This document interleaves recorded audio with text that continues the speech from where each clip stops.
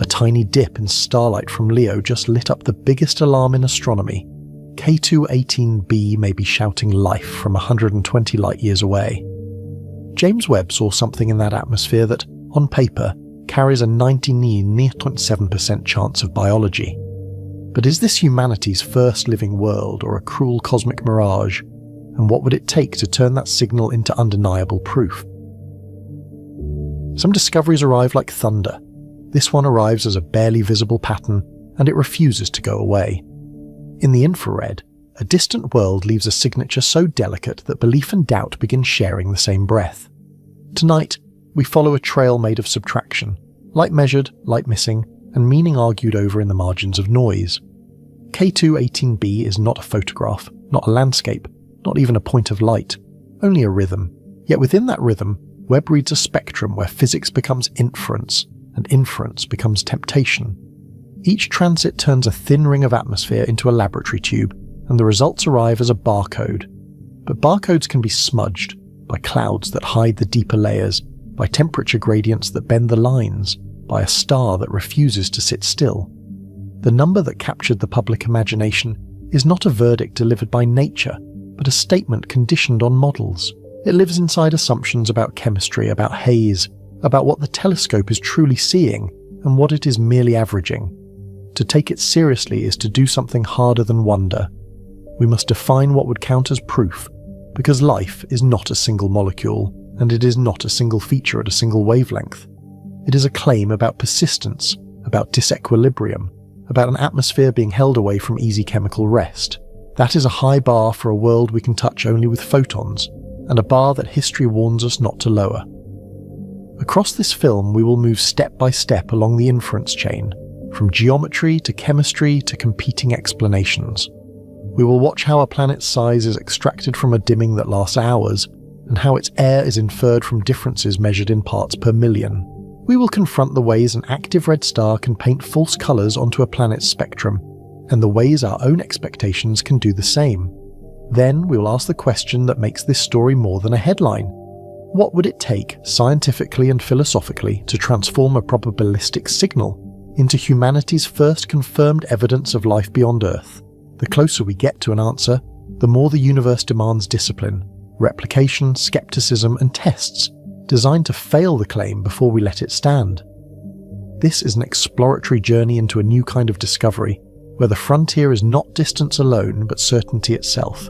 Before we begin, let us know in the comments below where in the world you're watching from and what time it is there. Now, settle in for a journey. We'll begin with the simple shadow that reveals an unseen world, then follow Webb's methods into the chemistry of alien air.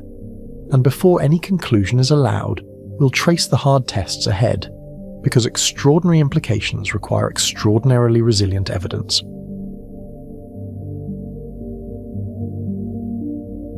A star brightens, then dims by a fraction too small to feel, yet too precise to ignore. On a graph, the change looks almost insulting, an eyelash-width notch cut into a smooth line. The dip lasts hours, repeats on schedule, and returns like a metronome in deep space. Nothing explodes, nothing flares, and nothing looks dramatic in a telescope image. Yet the pattern is a signature, and signatures can be translated if the instrument is steady and the interpreter is careful. This is how many exoplanets first announce themselves, not as worlds, but as math. A planet crosses its star and steals a thin slice of light, and the star's brightness drops by a measurable percentage. That theft is called a transit, and it is recorded as a light curve, a timeline of brightness versus time. The smaller the drop, the harder the claim, because the signal must be separated from instrumental drift and the star's own restless surface. Even a quiet star has spots, granulation, and subtle pulsations, nature's noise layered on top of the planet's shadow. A transit is also geometry made visible. The depth of the dip is mostly the ratio of areas, the planet's disk compared with the star's disk, which is why a larger planet carves a deeper notch. The duration of the dip hints at orbital speed, which depends on the star's mass and the planet's distance. The exact shape of the dip, including how quickly it begins and ends, can reveal whether the crossing is central or grazing. In that curve, astronomers read size, orbit, and alignment, an entire system inferred from a temporary dimming. In the constellation Leo, a familiar marker on star maps, a particular star shows that repeatable dimming. Leo is not a destination, only a direction, a way to point a telescope and agree on a patch of sky. On screen, it is a pattern of bright points connected by imagined lines, a lion drawn from ancient navigation. Behind those points, the real scene is three-dimensional and scattered, with stars at different distances that only appear neighbours from Earth. The system sits about 120 light-years away, far beyond any probe, yet close enough to study with modern instruments. The photons reaching us tonight left when the world was 120 years younger. That time lag is not poetic.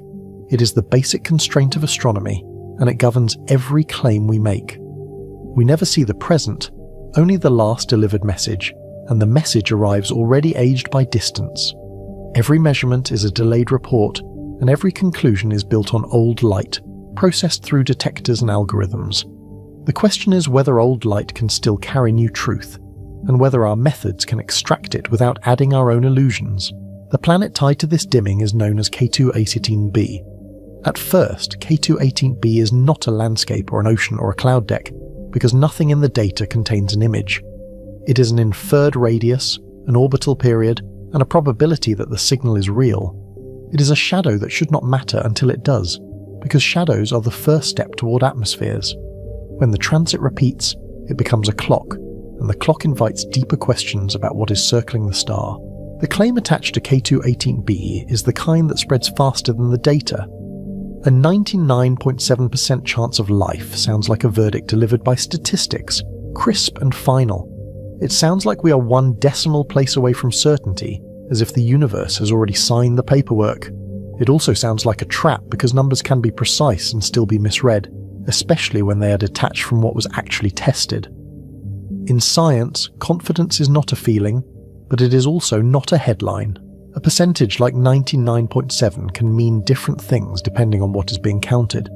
It can describe confidence that a signal exists in the data, meaning the measurement is unlikely to be random noise. It can describe confidence that a particular model fits better than alternatives, given the assumptions built into that model. It cannot by itself prove biology, because biology is not a single parameter that rises cleanly from a spectrum. Life is a process, and processes can share outputs with non-living chemistry. So we need to separate two kinds of confidence. There is confidence in detection, meaning the dip in starlight is truly there, repeatable, and not an artifact of the instrument. There is confidence in interpretation, meaning the dip implies a planet, an atmosphere, and specific chemistry that we have identified correctly. The first can be high, while the second remains fragile, because interpretation is where physics meets ambiguity. A clean shadow can still lead to a messy story. This documentary follows the chain that turns a dimming into a world, and it does not skip the weak links. It starts with photons and ends with philosophy, because the last step is not technical but human. It moves from spectra to chemistry, from chemistry to climate, from climate to habitability, and then to biosignatures. Then it asks the hardest step, whether habitability ever becomes evidence of life, or whether it remains a mirror for our hopes. Each stage adds inference, and inference is powerful, but it is also vulnerable.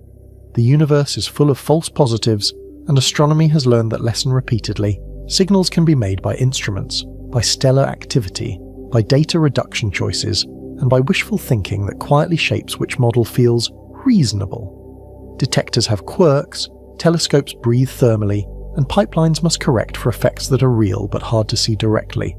Planets can be missized if the star's radius is wrong, and atmospheres can be misread if the star's spectrum is not modelled well. Even on Earth, a single gas rarely tells a single story because context is what turns chemistry into meaning. History is crowded with premature announcements that later shrank under scrutiny. Canals on Mars became optical illusion and cultural momentum, reinforced by drawings that turned ambiguity into architecture. Meteorites that seemed biological became chemistry and contamination, as laboratories learned how easily Earth can imprint its own signature. Exoplanet atmospheres have produced headlines that later dissolved into noise and systematics, because early data often sits at the edge of what an instrument can reliably separate. The pattern is familiar. First excitement, then reanalysis, then the slower work of consensus. And still, some cases feel different, because the tools have changed. The James Webb Space Telescope was built to make the invisible readable, and its design is tuned for faint, precise measurements. Webb sees in infrared, where many molecules leave strong fingerprints that are muted or invisible in visible light. Webb is stable enough to measure tiny changes over long transits, holding its pointing and thermal environment steady. Webb is sensitive enough to treat starlight as a laboratory beam, turning a distant star into a backlight for chemistry. In visuals, Webb is not a romantic rocket, but a careful machine. Gold mirrors, black sunshield, and a cold, quiet observing posture. It does not fly to K22 or Routine B, and it does not photograph continents because the planet is far too small and too close to its star in angular terms. Instead, Webb watches the star and measures how the planet's atmosphere filters light as the planet passes in front. During a transit, a thin ring of atmosphere becomes a lens and a sieve, absorbing some wavelengths and letting others through. The result is a transmission spectrum, a barcode of missing light that we can compare to molecular physics. That barcode is where the story becomes dangerous, because it invites interpretation with high stakes. A spectrum can suggest water vapor, methane, carbon dioxide, or other gases whose absorption bands sit in the infrared like familiar notes in a chord.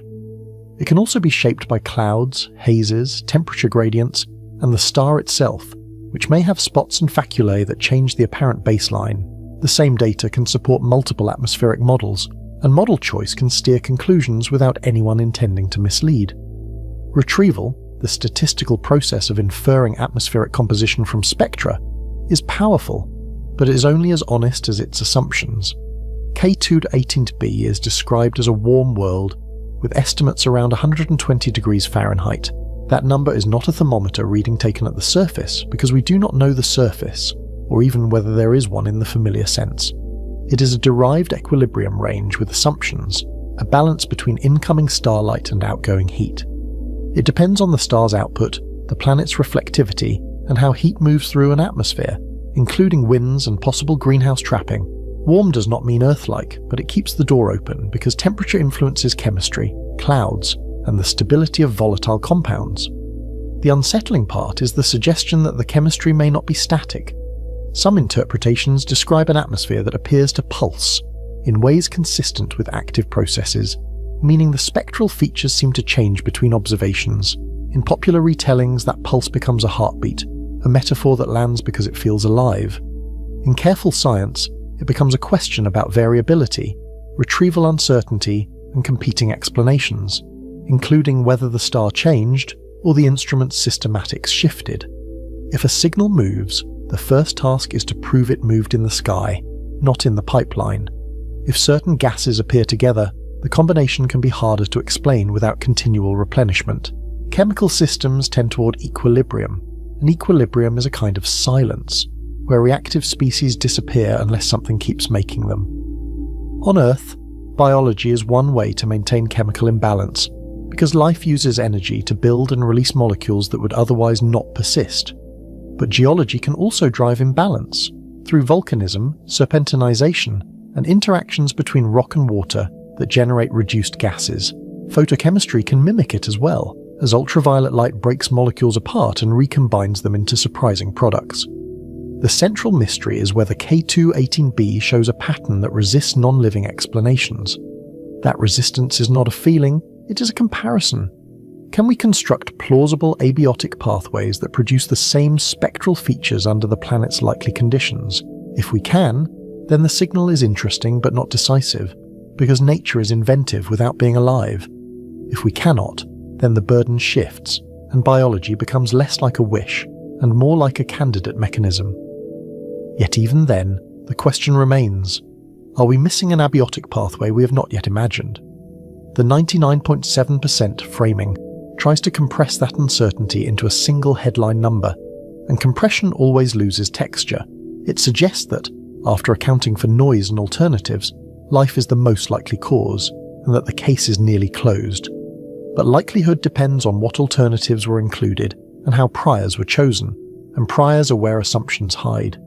A high percentage can reflect a narrow model space rather than a broad truth, especially if the models tested do not represent the full diversity of planetary chemistry. The number may be mathematically correct within its framework, while still being fragile in the real universe. So we must ask what the number actually measures, because the same percentage can be used to imply different levels of certainty.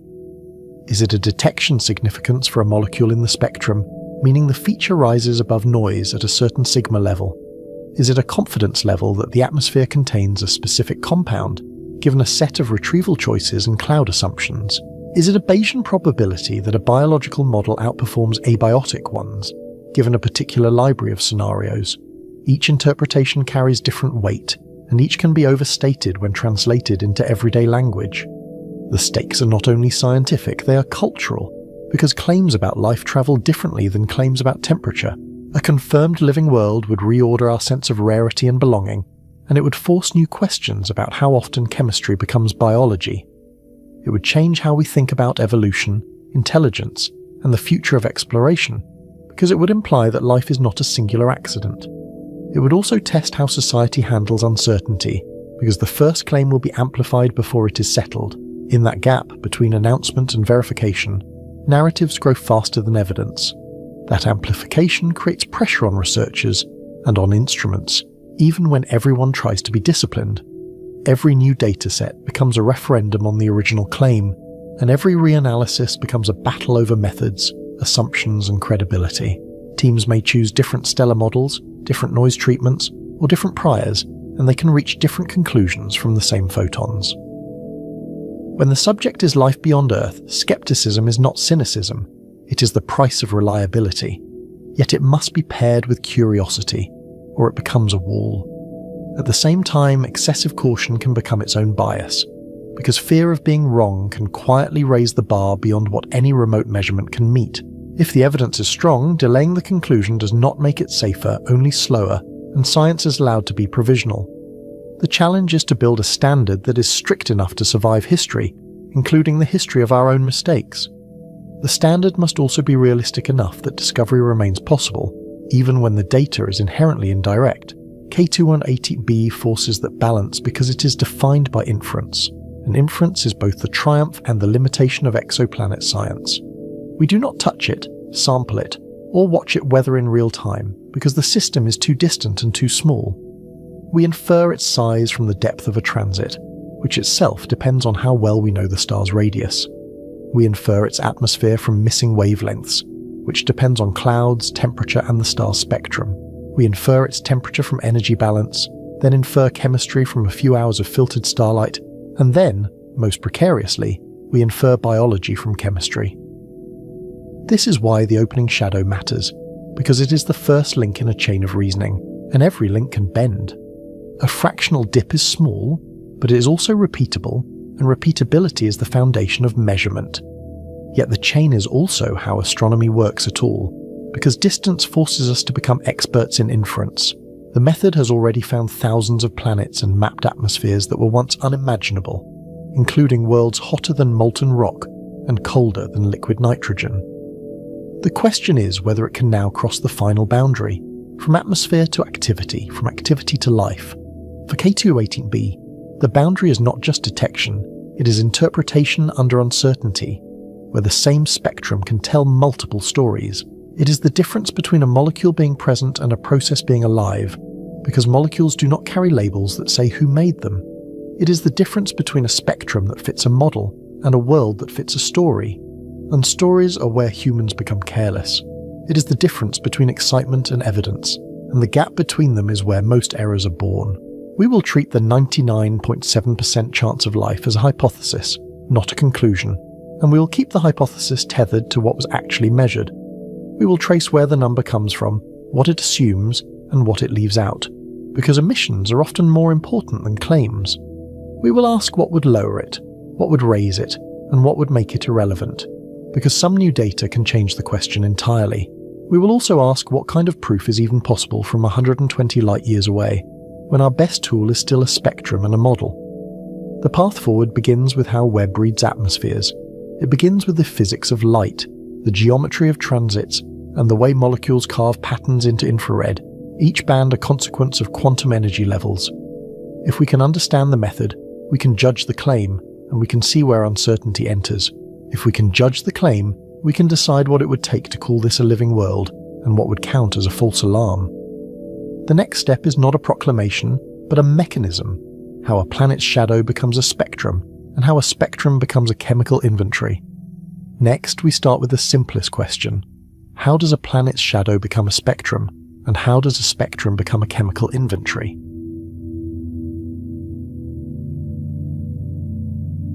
The shadow in Leo was only the first clue, because shadows can carry air, thin, reluctant air that still leaves fingerprints. When K2-18b crosses its star, the planet blocks most light completely, and the transit looks like a clean bite taken from a bright disk. But a narrow ring at the edge stays translucent, and starlight skims through it at a shallow angle. In that grazing path, photons travel through far more atmosphere than they would in a straight vertical drop. The geometry turns a simple eclipse into a long curved laboratory tube, and the star becomes the backlight. That edge is the atmospheric limb, a crescent of low-pressure gas wrapped around a world we cannot resolve. In silhouette, it is not a line, but a thickness, an annulus whose effective height depends on temperature, gravity, and composition. Physicists call that characteristic thickness the scale height, and it grows when gas is warm and light. It shrinks when gravity is strong, or when the mean molecular weight is heavy, making the limb harder to see. The light that survives is not the same light that entered, because the atmosphere filters it in wavelength-specific ways. Molecules absorb specific colors, leaving narrow deficits that physics can predict with uncomfortable precision. Even atoms and ions can contribute, though in this chapter the story stays with molecules and their richer patterns. Transmission spectroscopy is the name of this trick, and it turns a transit into a chemical experiment performed at interstellar distance. The idea is older than exoplanets, because astronomers use the same logic to study Earth's air during lunar eclipses. Now the geometry is reversed, and the planet is the filter instead of our own sky. We do not see clouds or continents, because the planet remains a single unresolved point blended with its star. Instead, we measure how the transit depth changes with wavelength, and then infer what caused it. The transit depth is basically a ratio, how much starlight is missing compared to the star's normal brightness. If the missing fraction changes with colour, something in the planet's limb is responsible, at least in principle. At some wavelengths, the planet looks slightly larger, because the atmosphere is more opaque there and blocks extra light. At other wavelengths, it looks smaller, because the gas is transparent and the limb becomes effectively thinner. The difference is tiny, often tens to hundreds of parts per million, which is like noticing a few extra grains of sand vanish from a stadium of light. Another way to picture it is a coin whose edge grows by a hair's breadth, depending on which colour you shine behind it. That scale is why exoplanet atmospheres were once a dream, and why stable space telescopes changed the rules. The entire method lives on the edge of what instruments can hold steady, where tiny drifts can masquerade as alien chemistry. The spectrum is not a picture of the planet, it is a pattern of missing photons, an absence with structure. Each missing band corresponds to quantum transitions in a molecule, where rotational and vibrational energy levels accept only certain photon energies. In plain language, molecules can only absorb very specific colors, and they do it repeatedly like a signature. The pattern is a barcode, but the scanner is a telescope more than 100 light-years away. The ink in that barcode is not pigment, but probability, because absorption depends on temperature, pressure, and how many molecules sit along the path. Pressure matters because collisions smear lines into wider shapes, and higher altitude gas leaves narrower, cleaner features. To visualize it, imagine a bright star as a white stage light, and the planet as a dark coin passing in front. Around the coin is a thin halo, and through that halo the stage light leaks, dimmed and tinted by the chemistry. The halo is not uniform because the terminator is where day meets night, and winds can pile gases differently. The path length through the limb is long, so even trace gases can matter if their absorption is strong. A few parts per million of a reactive molecule can still carve a detectable notch, if the line strengths are favourable. This is why a planet's atmosphere can announce itself even when it's only a tiny fraction of the planet's mass. Infrared is where this method becomes powerful, because many molecules speak loudest there, almost as if they were designed for it. Water vapour has strong bands across near-infrared wavelengths, and those bands are broad enough to be detectable even with modest resolution. Carbon dioxide, methane, ammonia, and complex organics also imprint distinctive infrared features, often at different wavelengths that help separate them. In the infrared, molecules are vibrating and rotating in ways that couple strongly to photons, producing families of lines that cluster into recognizable bands. In visible light, many of those same molecules are comparatively quiet, and their signatures can be weak or hidden. Visible light can miss or weaken these signatures, especially for cooler planets and hazy atmospheres where scattering dominates. Small particles can rarely scatter blue light, or larger aerosols can flatten the spectrum into something almost featureless. Infrared photons also probe different altitudes, because absorption strength varies with wavelength and pressure broadening changes line shapes. Some wavelengths get absorbed high up, while others slip deeper before they are stopped. That vertical sensitivity is subtle, but it matters, because temperature and clouds change with height. Webb was built around this advantage, with instruments tuned for stable infrared spectra and careful control of thermal behavior. Its sunshield is not just engineering theatre, it is what keeps the telescope quiet enough to hear faint molecular whispers. There is also a historical reason infrared became the battleground for atmosphere claims. Early exoplanet spectroscopy leaned on the few wavelengths accessible to earlier telescopes, and many results lived near the edge of credibility. In the 2000s and 2010s, observers wrestled with warm optics, changing detector baselines, and stars that refused to behave like constant bulbs. As methods matured, the community learned to distrust single-band surprises, especially when stars were active and instruments were warm. Infrared from space reduces some of those problems, though it introduces its own discipline and its own kinds of noise. Webb arrived into that history as both a promise and a test. Could we finally measure atmospheres as a routine craft, not a heroic exception? Webb does not use one sensor for everything, and that matters for trust, because different hardware fails in different ways. NIRISS can capture broad near-infrared spectra optimized for transits, where stability and wide coverage help map the overall shape. NIRSpec can resolve features more finely across key near-infrared bands, separating blended absorption into more interpretable structure.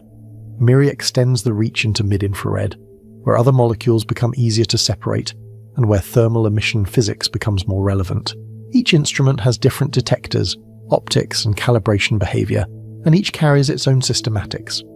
When multiple instruments agree, it is like hearing the same melody played on different strings, less likely to be a trick of one instrument's wood.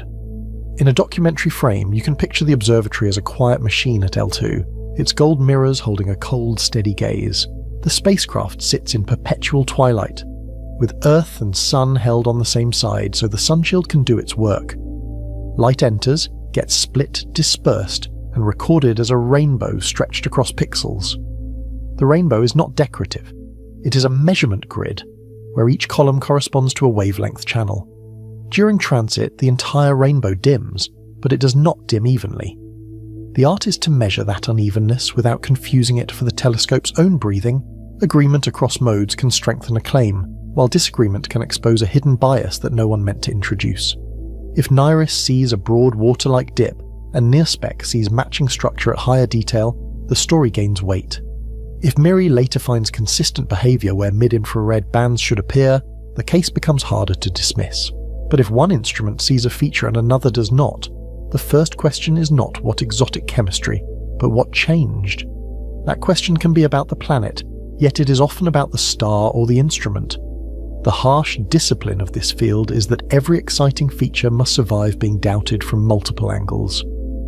The measurement begins as raw counts, not chemistry, and that detail keeps the narration honest. A detector records how many photons arrive in each wavelength channel over time, producing a time series for every slice of the spectrum. During transit, the counts drop, and the wavelength dependence of that drop is the signal we chase. Before any molecule is named, the data look like slightly different light curves stacked side by side. The atmosphere is encoded as tiny differences in the depth and shape of those curves. In the control room, those curves are the first moment of suspense, because they are where the universe either speaks or stays quiet. Signal to noise becomes a character, because the atmosphere's imprint is smaller than the planet's shadow. Photon noise is fundamental, because light arrives in discrete packets, and counting packets has unavoidable statistical scatter. Fainter stars and narrower wavelength bins reduce counts and raise uncertainty, which is why observers balance resolution against precision. If you split the light too finely, each channel becomes starved, and the spectrum turns into static. If you keep channels too broad, you smear out the very features you hope to identify. The compromise is never purely technical, because it shapes what kinds of atmospheres you can even test. There is a simple intuition behind the math. If you collect 4 times as many photons, random noise drops by about a factor of 2. That is why integration time matters, and why large mirrors matter, and why stable detectors matter. Yet the atmosphere signal does not scale up with time the way the star's brightness does. The signal is a fractional change, and the fraction is fixed by physics, so you win by shrinking uncertainty. Every part per million you shave off is purchased with careful observing and careful reduction. Noise is not only random, it is structured, and structured noise can mimic a spectrum with cruel plausibility. The telescope's pointing can drift slightly, moving the spectrum across detector pixels that are not perfectly identical. The detector response can change with time, creating trends that look like astrophysics if you're not cautious. Even tiny thermal changes can shift focus or throughput, and those shifts can correlate with wavelength. When you are measuring tens of parts per million, the instrument's personality becomes part of the plot. The danger is not obvious spikes, but smooth, believable curves that look like real absorption. Integration time fights randomness, but it cannot automatically defeat systematics, because systematics do not average down like coin flips. Longer observations collect more photons and average down shot noise, which is the comforting part of statistics.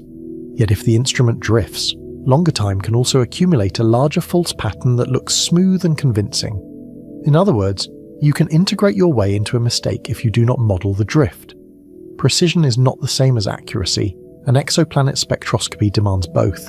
That is why repeated transits matter more than a single beautiful event.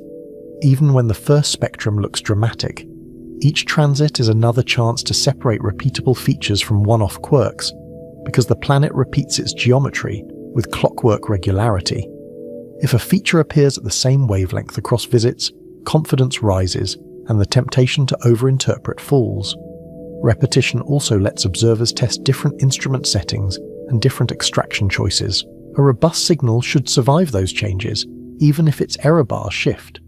But repetition introduces another complication, because the star is not a steady lamp, and it never promised to be. Stars have spots that are cooler and darker than the surrounding surface, and those spots can cover significant fractions of the disk. They have faculae that are hotter and brighter, often clustered around magnetic regions. Both spots and faculae evolve between transits, and they rotate in and out of view as the star spins. When the star changes, the baseline spectrum changes, and the planet's atmosphere can be blamed for what the star did.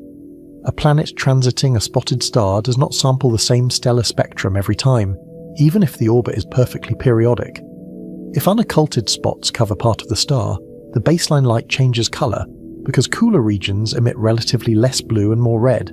That colour shift can masquerade as atmospheric absorption in the planet, especially as a broad slope across wavelengths. If the planet crosses a spot, the transit can look shallower temporarily, because the planet is blocking a dimmer patch. Those anomalies are not just nuisances, they are signals of stellar surface structure. In a visual sequence, you can almost see the planet's silhouette sliding over a mottled, living photosphere, like a bead crossing marbled glass. Flares add urgency because they can inject sudden brightness changes and spectral distortions on timescales comparable to a transit. Even small flares can alter the light curve shape and the inferred transit depth, particularly in wavelength channels sensitive to the flare's hot continuum. For active stars, stellar contamination can dominate the error budget, and it can do so invisibly if you only look at the final spectrum. A flare that happens outside the transit can still shift the baseline and bias the depth. The star's magnetic weather becomes part of the planet's supposed chemistry. To handle this, observers model the star as carefully as the planet, because the measurement is fundamentally a star plus planet system. They monitor out-of-transit variability to estimate spot coverage and evolution, often using simultaneous photometry or long-term light curves. They test whether the spectrum can be explained by stellar heterogeneity alone, without invoking any atmospheric features. In practice, this means building models where the star has multiple temperature components and asking how that composite spectrum would change the apparent transit depth. It is not glamorous work, but it is the work that keeps claims from collapsing. They also compare different wavelength ranges because star spots and molecules scale differently with wavelength, in ways that can be diagnostic. A spot-induced slope can appear broad and smooth across wavelengths, like a gentle tilt rather than a set of notches. Molecular absorption tends to produce localized bands at known positions, sometimes with repeated structure across adjacent channels. If you see a feature exactly where water should absorb, and you see it with the right shape, that is meaningful. If you see a smooth drift that could be temperature contrast on the star, that is a warning. Instrument systematics are the other adversary, because Webb is precise enough to reveal its own habits, and those habits can be subtle. Detectors can show ramp effects, where sensitivity changes during an exposure sequence as charge traps fill and release. Thermal breathing can shift focus and throughput across an observation, even in the cold stability of space. Pointing jitter can couple with pixel-to-pixel sensitivity differences and create false spectral structure. Background subtraction can introduce wavelength-dependent offsets if the scene changes, and in the infrared the background has its own behavior. Even the zodiacal light and the telescope's own faint glow can matter, because dark in the infrared is never perfectly dark. Even the choice of extraction aperture can tilt the spectrum, because you are deciding how much of the point spread function to include at each wavelength. If the spectrum shifts slightly, a fixed aperture can lose light differently across channels. If you use a variable aperture, you may introduce other correlations with time. These are not errors in the moral sense. They are consequences of measuring at the limit. The point is that the data reduction is part of the experiment, not a clerical step after the fact. This is why calibration pipelines are not a formality. They are part of the measurement, and they encode years of instrument characterization. Raw data is corrected for dark current, flat fields, and nonlinearity, because detectors do not respond perfectly to light. Cosmic rays are identified and removed, because space is not a clean laboratory. Time-dependent trends are modeled, and residuals are inspected for correlated noise, because correlation is where false confidence hides. When the residuals look random, the observer breathes easier, though never completely. Independent reductions act as safeguards against a single team's assumptions, and this practice has deep roots in the history of precision astronomy. Different groups may choose different detrending functions and different priors, and they may treat outliers differently. One team might model systematics with a polynomial in time, while another uses a physically motivated detector model. If multiple pipelines converge on similar features, the result becomes harder to dismiss as an artifact of taste. If pipelines disagree, the disagreement is itself information about what the data can honestly support. In a field built on tiny differences, humility is not a personality trait, it is a method. Still, a spectrum is not a direct list of gases, because temperature and clouds reshape it, sometimes dramatically. A high cloud deck can mute absorption by blocking deeper layers, turning a potentially rich spectrum into a flatter line. Hazes can add a smooth opacity that hides narrow features, especially at shorter wavelengths where scattering is strong. Temperature affects the atmospheric scale height, which sets how tall the absorbing annulus effectively is. Higher temperature means a puffier atmosphere and deeper features, while higher gravity squeezes the same gas into a thinner shell. In retrieval plots, these effects can trade places, creating degeneracies that look like certainty if you forget what is being assumed. There is also chemistry, which is not just what is there, but what survives there. Molecules can be broken apart by ultraviolet light, and they can recombine into other species depending on available atoms. The terminator region is a mixing zone, where dayside photochemistry meets nightside cooling. Even if the bulk composition is stable, the limb can be layered, with different molecules dominating at different altitudes. Transmission spectroscopy is most sensitive to those higher layers, because the slant path amplifies their influence. That sensitivity is a gift and a trap, because the upper atmosphere can be the most variable part of the system. Retrieval is the statistical step that tries to reverse this compression, turning a measured pattern into a set of plausible atmospheres. A forward model generates spectra for assumed compositions, temperatures, and clouds, and it predicts what the telescope would see. The retrieval searches parameter space and returns probabilities for what fits best, usually by comparing many models to the data. In plain language, it is a disciplined guessing game, where each guess is constrained by physics and by the instrument's response. The output is not a single answer, but a distribution of answers with uncertainties. The most honest retrievals also return correlations, showing which parameters are entangled and which ones the data truly constrain. But retrieval is only as honest as its model family, and that is where caution begins to feel like a moral obligation. If the model assumes a certain cloud type, it may force chemistry to compensate for missing opacity. If it ignores stellar contamination, it may invent molecules to explain slopes that belong to star spots. If it assumes the atmosphere is well mixed, it may miss layered structures that could change the interpretation. These are not trivial choices, because different assumptions can shift a detection into a non-detection without changing the raw photons. So we need to separate two kinds of confidence. One is confidence that a feature exists in the data beyond noise, meaning the telescope truly measured a repeatable wavelength-dependent signal. The other is confidence that the feature is correctly attributed to a specific molecule and planet process, meaning the story we tell matches reality. The first kind of confidence is about statistics and systematics, and it can be strengthened with more data. The second kind is about degeneracy, because different atmospheres can produce similar spectra. Confusing these two is how headlines outrun evidence.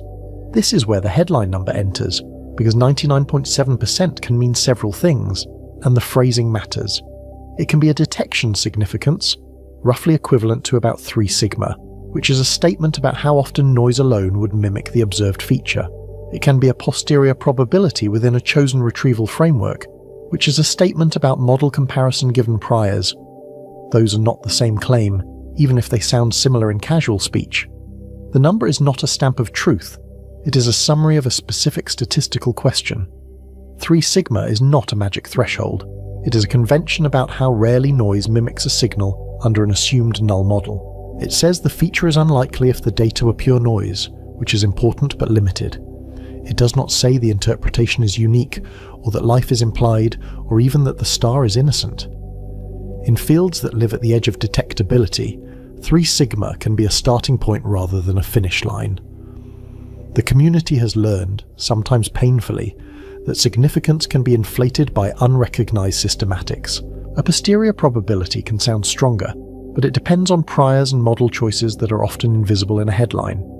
If the model set is narrow, the posterior can be artificially decisive, because the algorithm was never allowed to consider alternatives. If the priors favor certain molecules, the retrieval can lean toward them even when data are ambiguous. Science prefers cautious language because the universe can be broader than our libraries, and because nature does not care what we expected. The most responsible result is often a range of possibilities with clear caveats. With that caution in place, the suspense returns to what Webb reportedly saw in K218b and why it caught attention beyond a single molecule. Analyses described a warm atmosphere with absorption patterns consistent with water vapor, appearing as bands where infrared light should be eaten away. They also suggested carbon-bearing chemistry that could include methane or related species, though the exact identification depends on model details. In practice, those claims rest on whether the observed notches align with expected band shapes, not just whether a line appears somewhere convenient. The phrasing "consistent with" is doing work here, because it acknowledges that multiple explanations can overlap. Still, even consistency is meaningful when the data are this delicate. The intrigue is not one molecule. It is the possibility of chemical disequilibrium, an atmosphere that looks like it is being actively maintained. In a stable atmosphere, reactive gases tend to destroy each other over time, moving toward chemical equilibrium. If they persist together, something must replenish them continuously, or the atmosphere must be structured in a way that keeps them apart. Disequilibrium is not a single signature, but a tension between what chemistry wants and what the spectrum suggests. That tension is what makes scientists lean forward. It is also what forces the next questions. What energy sources exist, what reservoirs exist, and what timescales are realistic. On Earth, biology is one replenishment engine, but it is not the only one, and that distinction protects us from wishful thinking. Volcanism can inject reduced gases and aerosols, altering atmospheric composition on short timescales. Water rock reactions can generate hydrogen and methane under certain conditions, especially where minerals meet liquid water and heat. Impacts can also transiently change chemistry, though those events are episodic and often violent. The point is not to dismiss life, but to respect the number of ways a planet can surprise us. Every non-living pathway you can name becomes a control experiment you must mentally run. Photochemistry can also create surprising mixtures, especially under different ultraviolet environments than the sun provides. A star's spectrum can drive pathways that do not occur on Earth, producing hazes or destroying certain molecules faster. The balance depends on UV flux, atmospheric shielding, and circulation that moves gases between day and night. So disequilibrium is a clue, not a verdict, until context narrows the options. The same set of molecules can mean different things on different worlds because the surrounding physics changes the story. Some reports added a more dramatic layer, describing chemistry that seemed to change between transits, as if the atmosphere refused to sit still. In careful terms, the spectral features appeared variable beyond expected uncertainties, which is a cautious way of saying the data did not line up perfectly. In popular terms, the atmosphere seemed to pulse, brightening and dimming in specific bands like a slow heartbeat. That image is powerful, but it must be earned, because variability is where systematics and astrophysics can easily tangle. When you compare visits separated by weeks or months, you're comparing different instrument states and different stellar moods. Variability has many non-living explanations that must be tested first, and the list is long because atmospheres are weather machines. Weather can move clouds and change the effective altitude of absorption, making features appear stronger or weaker without changing composition. Patchy haze can drift across the terminator and alter the spectrum's contrast, especially if winds redistribute aerosols. Temperature changes can shift scale height and broaden features, even without changing the underlying molecular abundances. Photochemical production can vary with stellar activity and flare history, changing the upper atmosphere where transmission is most sensitive. Even a small change in cloud-top pressure can translate into a measurable change in apparent planet radius at specific wavelengths. Instrument systematics can also mimic variability if conditions differed between visits, which is why observers obsess over consistency checks. A different pointing jitter pattern can change how light falls on pixels, and that can shift apparent depths in wavelength-dependent ways. A different detector ramp behavior can imprint a slope that looks like changing haze. Even subtle differences in background, particularly in the infrared, can alter the extracted spectrum. The danger is not that the data are wrong, but that the interpretation can be too eager. Yet variability also keeps the life question alive, because biology is inherently dynamic, and because living planets rarely sit in perfect equilibrium. A biosphere can modulate gases seasonally or episodically, depending on energy input and circulation. On Earth, biological activity responds to sunlight, nutrients, and temperature, and those responses have rhythms. If a pattern repeats with orbital phase, it becomes a stronger target, because repetition tied to the planet's clock is harder to blame on random noise. The idea is not that variability proves life, but that it invites stricter tests. It also invites a quieter question. If a world is alive, would it look steady from far away, or would it look restless? The credible path is to treat variability as a hypothesis to be stress-tested, not a conclusion to be celebrated. Do the same features appear in different instruments and different reductions, even when you change extraction choices and detrending models? Do they correlate with stellar indicators, like spot-driven brightness changes or flare signatures, which would suggest contamination?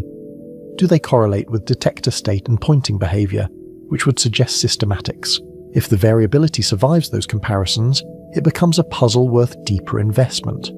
If the spectrum survives those tests, then the signal becomes more than a curiosity, and it begins to look like a measurement with a future. It becomes a target that can be refined with more transits and broader wavelength coverage, narrowing degeneracies by design. It becomes a case where uncertainty shrinks because the observing program is built to shrink it, not because we hope the next plot looks cleaner. Over time, multiple visits can map whether the atmosphere is stable, patchy, or genuinely changing. The story can move from "is there a feature?" to "what kind of atmosphere behaves like this?" The path forward begins with how Webb reads atmospheres, but it cannot end there, because chemistry alone does not define a living world. A spectrum can suggest water and carbon chemistry, yet habitability depends on energy and environment, on whether the planet can maintain conditions that allow complex processes to persist. If the signal is real, the next question is whether the planet can host stable conditions rather than brief chemical fireworks. That question pulls us outward to the star's luminosity, and inward to the planet's gravity and heat transport.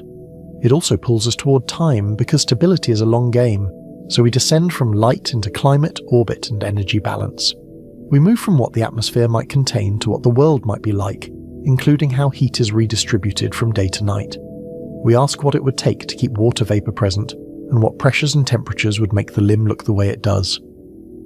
We ask how clouds could form and where they would sit, because clouds are both climate actors and spectral masks. And we ask what it would take to turn a 3 sigma whisper into a durable claim. The central question remains unchanged, even as the method becomes clearer and the caveats sharpen. Did Webb truly detect a living world on K2-18b, or only a clever illusion of physics, an overlap of stellar complexity, instrument behavior and statistical enthusiasm? The next chapter tests the environment that would have to support the chemistry we think we saw, because atmosphere claims ultimately live or die in planetary context. If the world cannot plausibly sustain the conditions implied by the spectrum must be reinterpreted. And if it can, the mystery deepens, because the universe has just offered us a more intimate kind of evidence.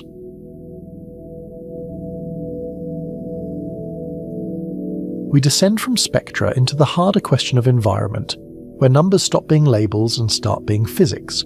K2-18b's habitability claim begins with one number, around 120 degrees Fahrenheit, and it lands like a verdict. That headline sounds familiar, like a hot summer day on Earth when asphalt shimmers and air feels heavy. Yet the first task is defining what that temperature actually means, because exoplanet temperatures are often proxies rather than readings. On distant worlds, we rarely measure a surface directly. What we usually measure is light, filtered through geometry and chemistry. In exoplanet work, temperature can refer to equilibrium temperature, which is a simplified accounting of absorbed and emitted energy. It can refer to brightness temperature inferred from emitted infrared light, which is tied to what a telescope actually senses. It can refer to a modelled surface or cloud top temperature, which is an output of assumptions layered on assumptions. Those definitions are not interchangeable, and they can diverge by tens to hundreds of degrees once atmospheres become thick or cloudy. A planet can have a mild equilibrium temperature and a lethal surface, or a hot equilibrium temperature and habitable niches hidden in circulation patterns. The gap between those outcomes is not rhetoric. It is radiative transfer, fluid dynamics, and chemistry. Equilibrium temperature is a bookkeeping estimate used because it is quick, comparable, and often the only thing you can compute early. It assumes incoming starlight is balanced by outgoing thermal radiation, with a chosen albedo and a simplified heat redistribution between day and night. In many papers, the parameter is written like a clean answer, even though it is really a controlled thought experiment. In plain terms, it treats the planet like a sphere with a paint colour and a radiator, then asks what temperature makes the math close. It ignores weather, ignores vertical structure, and ignores the way real gases absorb in bands rather than smoothly. It also hides a crucial choice, whether the day side re-radiates quickly, or whether winds smear heat around the globe. Brightness temperature is what the telescope infers from the planet's glow at specific wavelengths, and it is always tied to an altitude. It samples certain layers where the atmosphere becomes transparent at those wavelengths, and it can be biased by clouds, composition, and temperature inversions. In other words, it is a temperature of an emitting layer, not a guarantee about what lies beneath. A temperature inversion is a subtle trap for intuition, because it flips the normal expectation that higher means colder. If a layer is warmed by absorbing starlight or chemical heating, the spectrum can make a planet look hotter or cooler than its surface. On Earth, inversions can trap smog in valleys, but on exoplanets they can rewrite the entire interpretation of a band. Modelled surface temperature is the most speculative, even when it is presented with confident precision. It depends on greenhouse strength, atmospheric pressure, circulation, and whether there is even a solid surface to define as surface. The model must also decide how water behaves, how clouds form, and how efficiently heat is carried upward by convection. On some worlds, the surface might be an ocean, or a high-pressure ice lid, or a boundary deep inside a gas envelope. In those cases, the temperature we care about may be inaccessible to both light and inference. We can still speak about habitable conditions, but we must be honest about where those conditions could exist. So the 120-degree number is not a thermometer reading. It is a clue that must be placed inside an energy budget. Energy balance starts with the star, because the star is the furnace, and the planet is the thermostat. K2-18b orbits a small cool star in Leo, likely an M-dwarf, and that changes the entire climate story. In the history of exoplanets, M-dwarfs became central not because they are ideal suns, but but because their small size makes planets easier to detect. Visually, an M-dwarf is not a miniature sun with the brightness turned down, but a different kind of lamp. Its light is deeper red, its spectrum is crowded with molecular absorption, and its variability can be more dramatic than its calm appearance suggests. If the sun is a white-hot disk, an M-dwarf can look like a dim ember, steady in colour yet capable of sudden violence. A cooler star emits more of its energy in red and infrared light, shifting how a planet absorbs energy and where that energy is deposited. That shift matters for water vapour, for cloud particles, and for photochemistry driven by shorter wavelengths. It also matters for surface illumination, because what looks bright to human eyes is not the same as what heats an atmosphere. At the same total power, redder light penetrates deeper in some atmospheres and interacts differently with aerosols that would be bright under sunlight. The same planet can warm or cool depending on which wavelengths dominate, because scattering and absorption are wavelength dependent. A haze that would gleam under blue light can become nearly transparent under red, and the climate result can flip. This is one reason the habitable zone is not a simple ring drawn at a distance, even though it is often shown that way. The habitable zone depends on stellar colour, atmospheric composition, and feedbacks that can amplify small differences. Historically, the idea began as a rough guide for liquid water, then matured into a field of competing models with different cloud and humidity assumptions. The orbital distance sets the irradiance, the power per square metre arriving at the top of the atmosphere. Irradiance rises sharply as a planet moves inward, and K2 and 18b is close enough that small distance errors matter. Even a modest change in stellar luminosity estimates can shift the energy budget enough to change whether clouds stabilise or collapse. Distance also sets the rhythm of seasons, or the lack of them, because a close orbit can erase long seasonal cycles. When an orbit is tight, the star fills more of the sky, and the planet's climate becomes a constant negotiation with a nearby heat source. The year becomes short, and the atmosphere has less time to forget yesterday's heating pattern. From irradiance we subtract reflected light, and reflection is not a detail but a lever. Albedo is the fraction of starlight bounced back to space, and it is controlled by clouds, hazes, ice and surface type. On a world we cannot resolve, albedo is an invisible dial that still decides the outcome. On Earth, albedo is visible in satellite images where storms swirl bright white and oceans look like dark ink. On an exoplanet we rarely see that directly, yet the same physics decides whether energy is absorbed or rejected. A planet with a global cloud deck can behave like a mirror, even while its lower atmosphere cooks. A high albedo can keep a planet cooler than expected, even under strong starlight, because it returns energy before it becomes heat. A low albedo can turn a marginal world into a heat trap, because every photon that stays becomes part of the thermal load. The difference between a pale world and a dark one can be the difference between stable oceans and a runaway greenhouse. Then comes the greenhouse effect, the atmosphere's ability to block outgoing infrared heat while remaining transparent to much of the incoming light. Greenhouse warming depends on which gases absorb, how pressure broadens their lines, and where clouds sit relative to the infrared emitting layers. The greenhouse effect is not a single knob, it is a network of overlapping absorption bands. Spectroscopically, greenhouse gases are not blankets in the everyday sense, but collections of quantized absorption bands. Molecules like water, carbon dioxide, methane and ammonia absorb at specific wavelengths, and pressure can smear those bands into wider, stronger barriers. That smearing happens because collisions perturb molecular energy levels, an invisible crowding that makes absorption more continuous. This is where comfortable numbers become dangerous, because equilibrium temperature can hide the vertical structure that controls surface conditions. A planet with an Earth-like equilibrium temperature can still be a Venus-like furnace if greenhouse trapping is strong and the infrared photosphere sits high. The infrared photosphere is simply the altitude where the atmosphere finally becomes transparent enough for heat to escape. The reverse can also happen, and it is equally important for K228b's story. A planet with a hot equilibrium estimate can be moderated by reflective clouds, efficient winds, or a high albedo haze layer that rejects starlight before it heats the lower atmosphere. A world can look overcooked on paper, yet harbour cooler layers where liquid water could persist. Clouds are the wild card because they can cool and warm at the same time, depending on altitude and particle properties. Low bright clouds reflect incoming light and cool the surface, while high, Thin clouds can trap outgoing heat and warm the lower atmosphere. Even on Earth, small changes in cloud altitude can shift climate sensitivity in ways that still challenge models. If you could hover above such a world, you might see a bright dayside like a pearl, then a darker band near the terminator where clouds thin. That visual contrast would not just be beauty, but the signature of energy moving through a fluid system. The boundary would look like weather frozen into geography, even though it is driven by circulation.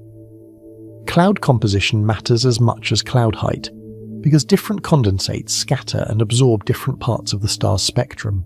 Water clouds, sulfuric acid clouds, and hydrocarbon hazes each have different refractive indices, different particle sizes, and different infrared behavior. Particle size alone can shift a cloud from reflective white to a muted light-absorbing veil. Around a cool star, water clouds can behave differently than they do under sunlight because the incoming spectrum is shifted. The star's redder output can reduce the cooling power of some clouds, shifting the balance toward warming in ways that surprise Earth-based intuition. In models, the same cloud deck can either rescue a planet from overheating or fail to do so, depending on microphysics. Cloud feedback can create multiple stable climates at the same orbit, which is a quiet but profound idea. One state can be temperate and cloudy, another state can be hot and clear, and the planet can flip if conditions change. Climate becomes a landscape with more than one valley, and a planet can settle into different valleys depending on its history. That flip can be triggered by small changes in composition, or by slow changes in stellar output, or by internal outgassing that thickens the air. When we see a single snapshot spectrum, we may be catching one phase of a climate that has more than one resting place. The spectrum can be a portrait of a moment, not a biography. Atmospheric pressure is the plot twist that makes the same temperature mean different things, because pressure rewrites the phase diagram of water. Pressure controls boiling points, heat transport, and how thick the greenhouse blanket can become. It also controls how easily a planet's atmosphere can carry latent heat, the energy stored in water vapor. At low pressure, 120 degrees Fahrenheit can be irrelevant for life, even if it sounds merely hot. Water can boil away at much lower temperatures, and the surface can be dry even if the air feels warm.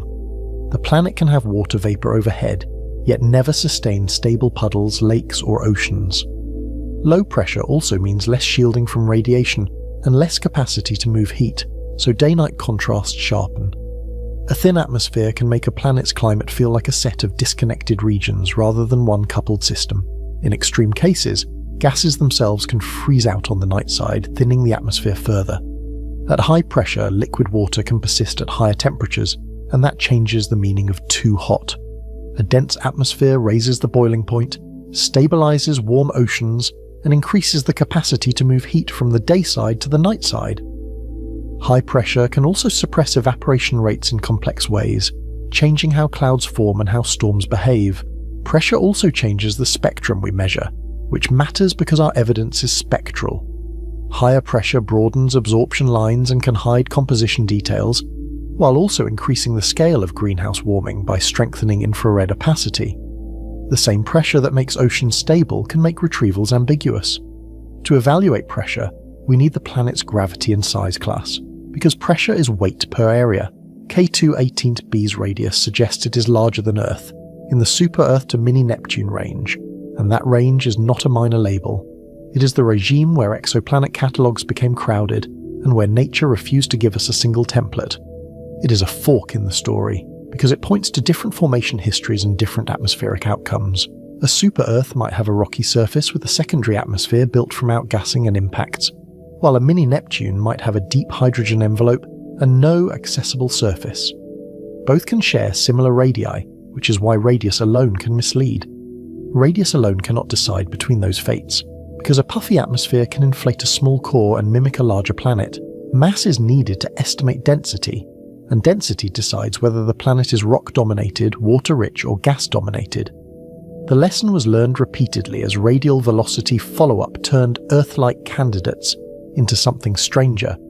Historically, this is where exoplanet science learned humility, because early radius measurements created confident categories that later mass data complicated. The radius valley and the diversity of sub-Neptunes showed that small changes in mass and irradiation can produce very different atmospheres. The valley itself likely reflects atmospheric loss, a slow sculpting by stellar radiation over billions of years. If K218b is dense, gravity is stronger and the atmosphere is more compressed, which changes both climate and observability. Scale height shrinks, spectral features weaken, and the planet can still hold a substantial atmosphere that is harder to read. A compact atmosphere can be chemically rich, yet spectrally subtle. If K218b is low density, it may retain a thick hydrogen-rich envelope, which is a different world entirely. Hydrogen increases scale height and makes spectral features easier to detect, but it can also imply high pressures and a deep, hot interior. The atmosphere can behave like a vast insulating layer, with conditions changing dramatically over a few scale heights. A hydrogen-rich world can be warm at the top and crushing below, with temperatures rising as you descend into denser layers. Habitability then shifts from a surface question to a chemistry and clouds question, harder to test and easier to romanticize. The word habitable starts to mean somewhere in the column, not a place you could stand. An ocean world is another possibility, and it sits between rock and gas in a way that complicates simple labels. A planet can be water-rich with a global ocean over high-pressure ice layers, separating the ocean from rock and limiting nutrient cycling. In visuals, it is a blue-black sphere with no continents, the ocean unbroken except by storms. That separation matters for biology, because life needs more than water and warmth. It needs chemical gradients and access to elements that build complex molecules. On Earth, those gradients are refreshed by tectonics, volcanism, and water-rock reactions that feed cycles. The ocean is not just a habitat, it is a reactor connected to a restless crust. If the ocean is capped by high-pressure ice, the seafloor can be geochemically isolated, and the chemistry can become stagnant. A biosphere could exist, but productivity could be limited by nutrient bottlenecks and by reduced access to phosphorus and trace metals. The ocean might be vast, yet biologically quiet, alive in pockets, not roaring at planetary scale. If the planet is rocky with shallow oceans, water-rock interactions can supply energy and nutrients in a more direct way. That scenario supports more Earth-like pathways for microbial ecosystems, including hydrothermal systems that can run for long periods. In that case, the planet's warmth becomes less threatening and more like a steady engine. Now we return to the 120-degree claim and ask which layer it describes, because layers are the real setting of this story. If it is an equilibrium estimate, it says little about the surface, and it can be compatible with many climates. It is a first sketch, not a photograph. If it is a brightness temperature, it may describe a cloud deck or an emitting layer high in the atmosphere. In that case, the number is less about where life would live and more about where photons last interacted before escaping.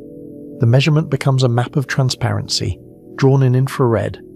A cloud top at 120 degrees can sit above a far hotter lower atmosphere, and that is not hypothetical. That is a familiar trick on Venus, where mild temperatures exist at high altitude above an extreme surface that can melt lead. The visual of Venus helps here, a bright, featureless globe, beautiful from afar, brutal at the ground. Venus is also a reminder that Earth-sized and Earth-like are not twins, even in our own solar system. Its albedo is high, its equilibrium temperature is not absurdly high, and yet its greenhouse effect dominates everything that matters at the ground. The cautionary tale is not that Venus is unique, but that atmospheres can overpower size.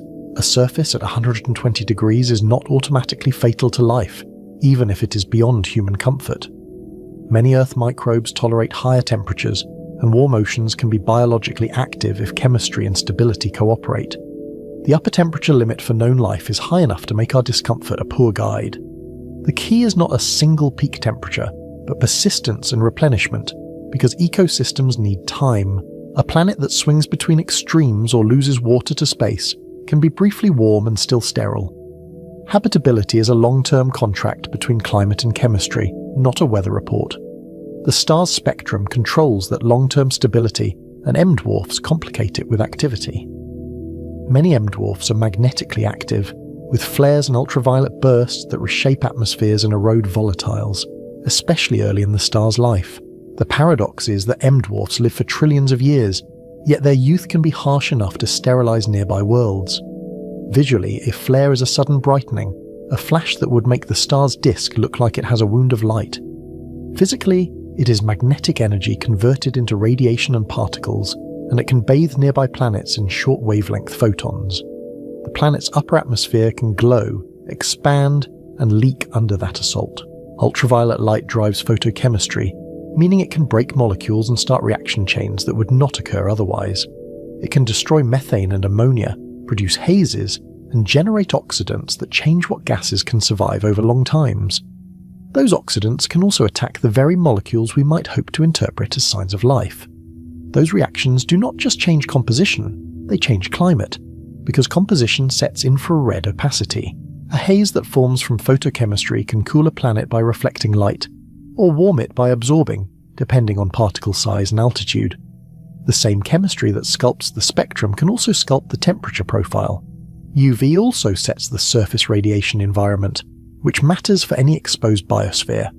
Without shielding, UV can sterilize exposed surfaces, pushing habitability underground, underwater, or into the twilight band where exposure is reduced. Even a shallow ocean can be a powerful shield, turning lethal radiation into harmless heat. An ozone-like shield is not guaranteed, and the word ozone can mislead by familiarity. Ozone on Earth depends on oxygen, and oxygen depends on sources that may be absent, intermittent, or ambiguous on other worlds. Even if oxygen exists, the balance between production and destruction can be tipped by stellar UV in ways that change the thickness of any protective layer. Even without ozone, other absorbers can provide protection, though they come with trade-offs. Hazes can block UV, and thick atmospheres can attenuate radiation, though they also complicate spectral interpretation by muting molecular features. Protection and detectability can be in tension, as if the planet must choose between safety and transparency. The same haze that protects life can hide it from Webb, which is the observational irony at the center of this chapter. Aerosols flatten spectral features and reduce the contrast of molecular bands, making retrievals more degenerate and less decisive. A spectrum that looks smooth can be a sign of clouds, not a sign of simplicity. A hazy atmosphere can mimic a different composition, because a muted spectrum can be fit by multiple models. It can make water bands look weaker, make methane look absent, and push models toward incorrect conclusions that still match the data. In retrieval space, many solutions can sit on the same curve, and the data alone may not choose. Clear air versus hazy air changes everything, not just for detection but for climate inference. Clear air allows deeper probing and more confident molecule identification, while haze forces us to infer chemistry through partial muted fingerprints. The planet becomes a silhouette with hints, and the hints can be overinterpreted. This is why climate and spectroscopy are inseparable, even though they are often discussed as separate disciplines. The atmosphere that sets temperature also sets what Webb can detect, and the same cloud layer can both cool the planet and hide its gases. The climate model and the spectral model are really the same model viewed from different angles. Now consider the orbit and rotation state, because geometry is destiny for climate. A close-in planet around a small star is likely tidally locked, with one hemisphere facing permanent day and the other permanent night. The sky becomes asymmetric, and the planet's weather becomes a constant attempt to erase that asymmetry. Tidal locking does not automatically kill habitability, despite how alien it sounds. It creates a circulation problem, and the outcome depends on atmospheric thickness, ocean heat transport, and how efficiently the planet moves energy away from the substellar point. In models, the difference between collapse and stability can be a few bars of pressure, or a few % change in cloud reflectivity. With a thick atmosphere, winds can move heat from day to night and prevent atmospheric collapse, keeping gases from freezing out on the dark side. With a thin atmosphere, the night side can freeze volatiles and create extreme gradients that strain stability. The planet can become a world of two climates, stitched together by a narrow and fragile boundary. The day side can become a cloud factory, and that can be a stabilizing mechanism rather than a sign of chaos. Strong heating drives convection, which can build reflective clouds that cool the surface and stabilize climate depending on particle properties and precipitation efficiency. If droplets grow large and rain out quickly, the shield fails, but if they remain suspended, the shield persists. In visual terms, you might imagine a permanent storm tower under the star, a bright plume that continually reforms as air rises and cools. That plume could act like a shield, reflecting starlight and lowering the temperature below. Around it, winds would stream outward at high altitude, then return near the surface like a planetary-scale sea breeze. The night side can become a cold trap, and cold traps are slow climate thieves. Water can condense and freeze there, slowly draining the atmosphere and drying the day side over long timescales, unless winds and oceans return it. The process can be subtle, taking thousands or millions of years, yet it can permanently change the planet's inventory of water. Between them lies the Terminator, the twilight ring where temperatures can be moderate and gradients can be gentle. Terminator habitability is a plausible niche, but it depends on winds, clouds, and whether water remains mobile rather than locked away.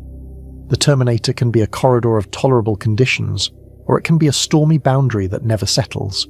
Global circulation can also reshape what transmission spectroscopy sees, because Webb does not measure the whole planet at once. Webb measures the Terminator region, not the day side or night side, so the spectrum is a slice of a dynamic boundary. We are sampling air that is constantly moving, mixing day-side chemistry with night-side condensation. If the Terminator is cloudy, the spectrum can look flat even if the day side is clear, and that can mislead us about composition. If the Terminator is clear, the spectrum can look rich even if the day side is hazy, which can inflate confidence.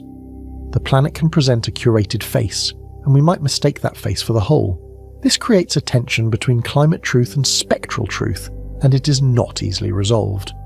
We can detect molecules in a limb that is not representative of the whole planet, then mistake that limb for the planet itself. The question becomes, are we reading the atmosphere or are we reading the viewing geometry? Now we build the energy budget into a habitability test, because budgets are where intuition meets equations. Incoming power is set by stellar luminosity and orbital distance, while outgoing power is set by temperature and emissivity.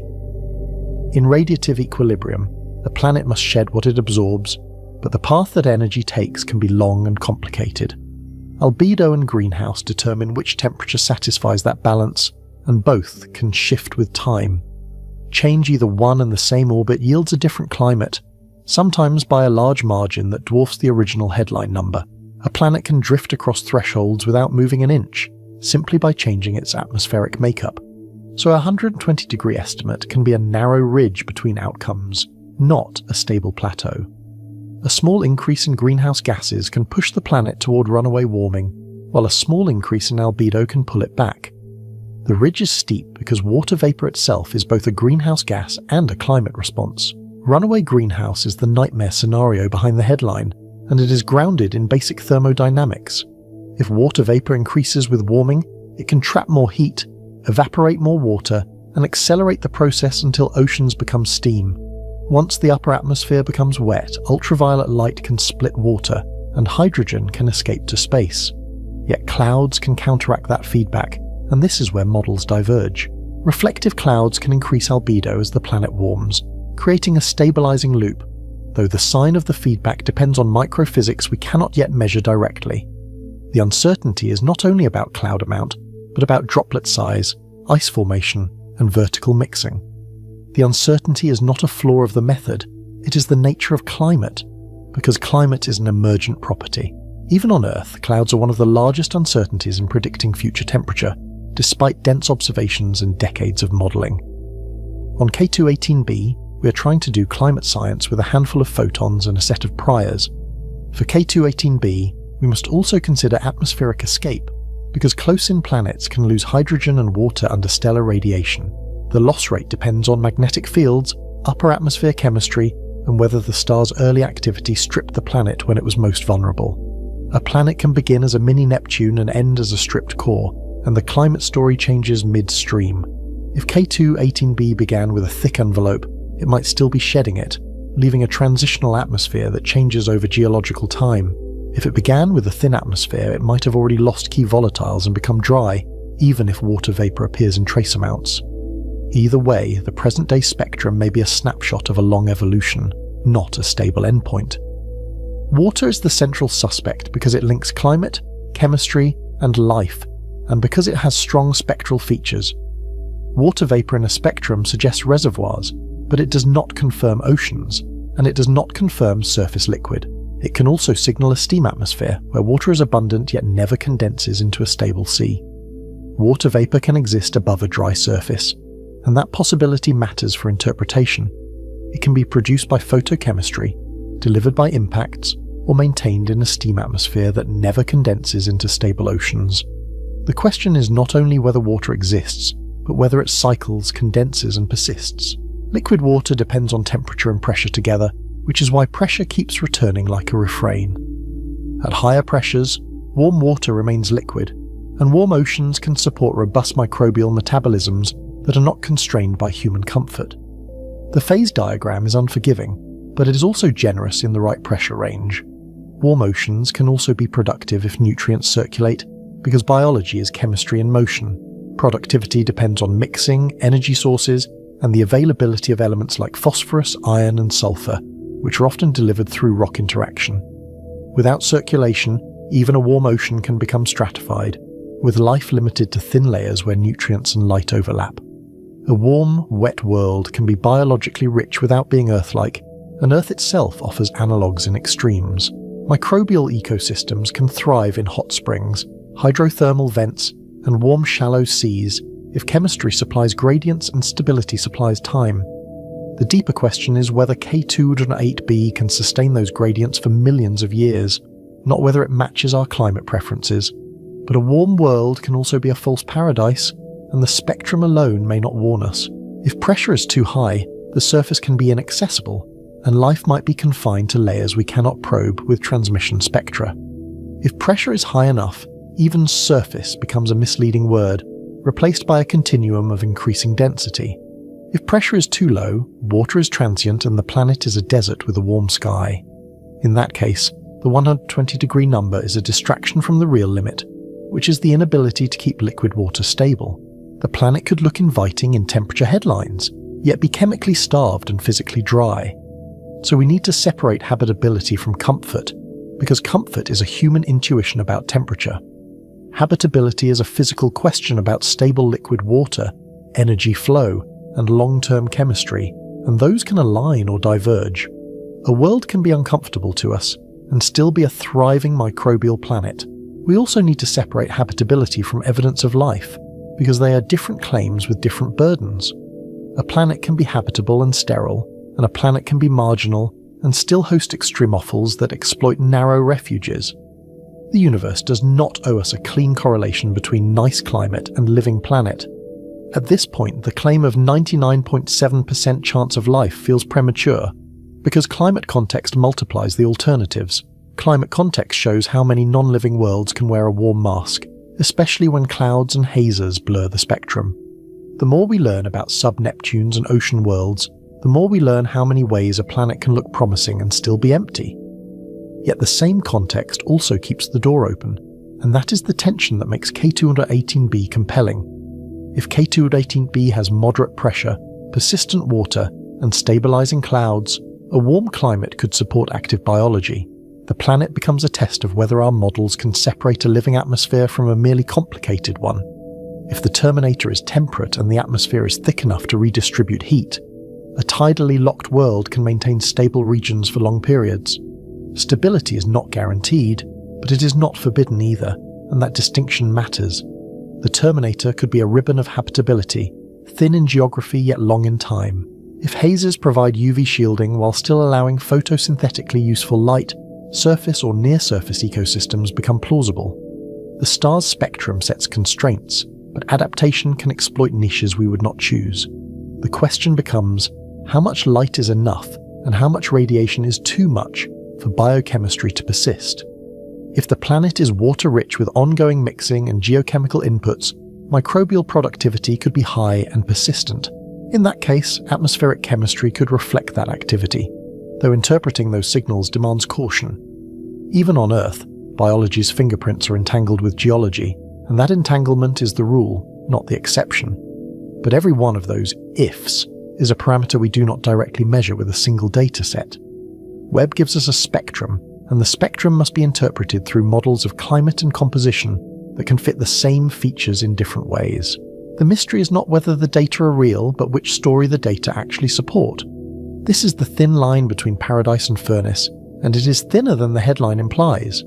The same orbit can host a warm ocean world, a steam greenhouse, or a gas-draped mini-Neptune with no surface at all. The planet's radius, mass, clouds, and chemistry decide which of those worlds is real. The tension is the point, because it forces discipline in how we talk about evidence. A single temperature headline can hide multiple realities, and our job is to keep them separate until the data forces convergence. If we rush, we do not just risk being wrong, we risk training ourselves to accept weak inference as certainty. So we return to the central question with sharper tools and a more cautious imagination. Did Webb glimpse a living world, or did it glimpse a warm atmosphere that only looks promising from far away? And if the answer is we cannot yet tell, what would it take to tell? More wavelengths, repeated transits, or a different kind of measurement entirely? The next step is chemistry that resists equilibrium. Habitability is not life, and biosignatures require molecular patterns that nature struggles to fake. Next, we examine which molecules count as evidence, why combinations matter, and why the universe is skilled at false positives.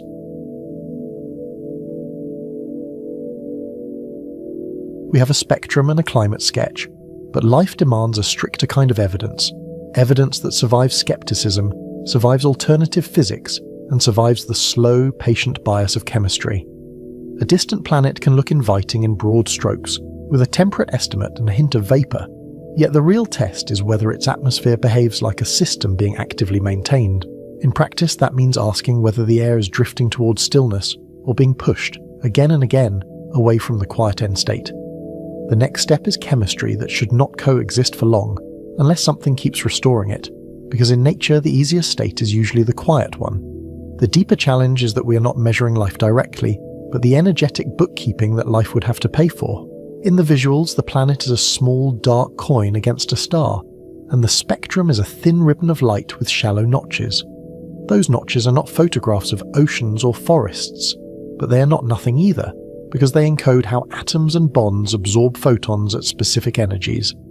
They are the imprint of molecules filtering starlight through a narrow ring of atmosphere at the terminator, where day turns to night in a thin, moving boundary. That geometry matters, because we are not sampling the whole planet evenly, and we are not seeing the surface at all. We are seeing a limb, cold on one side, warm on the other, where winds, clouds, and chemistry meet.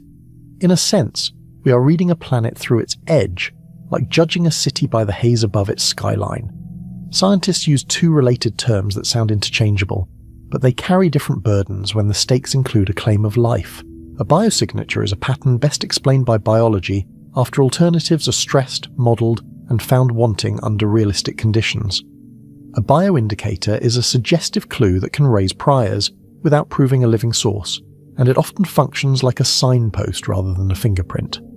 That distinction matters because a signpost can point toward a destination, while a fingerprint implies a specific hand.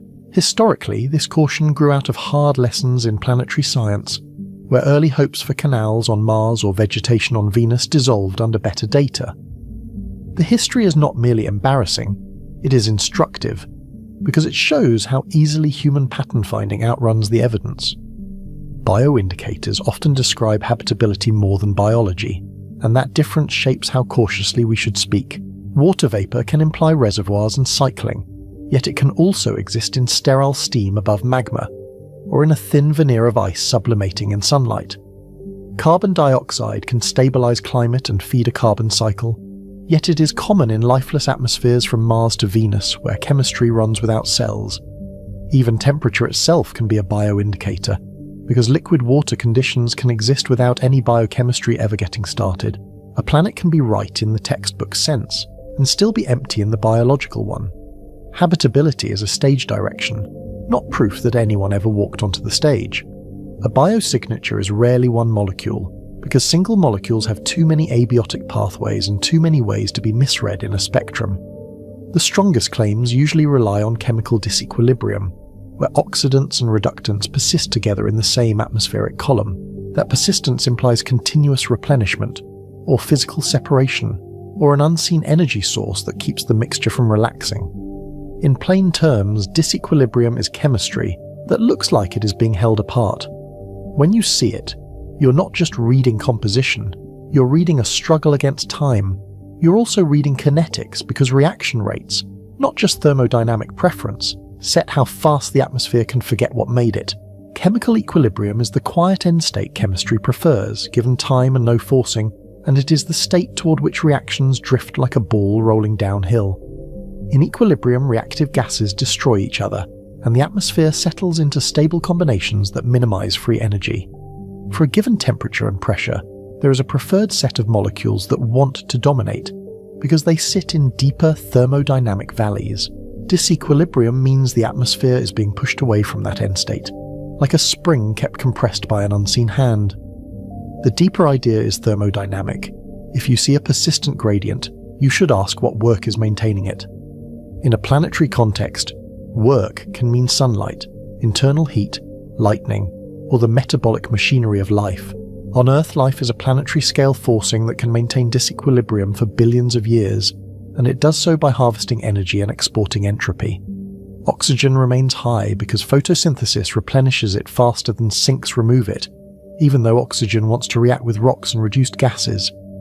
Methane persists because biology emits it continuously, despite rapid oxidation, and despite the atmosphere's tendency to cleanse itself. Earth's air is not merely a mixture, it is a long-running experiment in sustained imbalance. If Earth's biosphere went silent, oxygen would not vanish overnight, but the long arc would bend toward a different, quieter chemistry.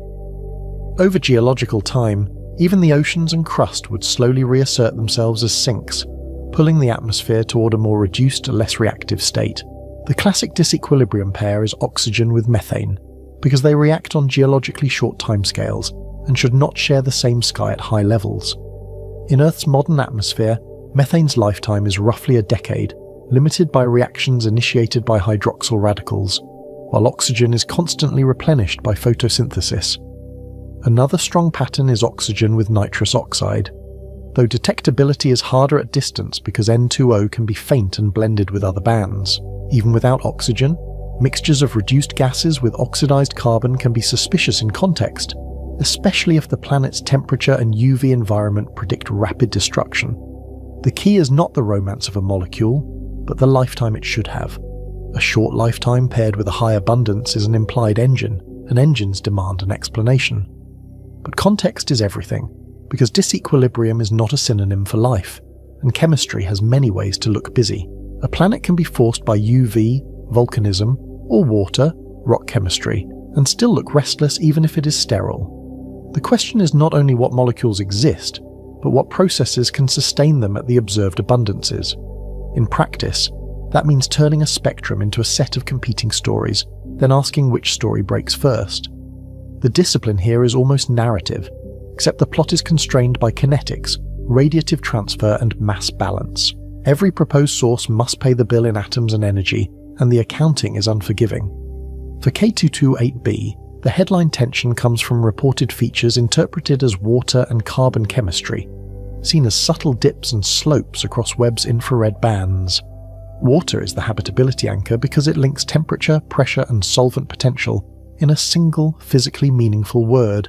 Yet water alone is not a biosignature, because it is abundant in many sterile settings, including icy moons and hot, desiccating atmospheres where vapor is only a transient trace.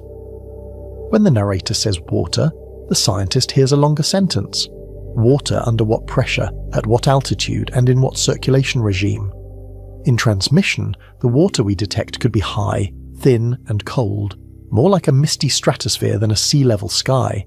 The visuals can linger on that idea, showing a bright crescent of haze at the limb while the surface remains hidden in darkness. Carbon dioxide is often the next anchor, because it shapes greenhouse warming and can indicate carbon reservoirs that exchange with surface or interior. CO2 can also signal photochemical processing of carbon species, depending on UV and mixing, and it can be produced by outgassing without any surface cycle at all. On Earth, CO2 participates in a long geological thermostat through weathering and carbonate formation, but that elegant feedback is not guaranteed elsewhere.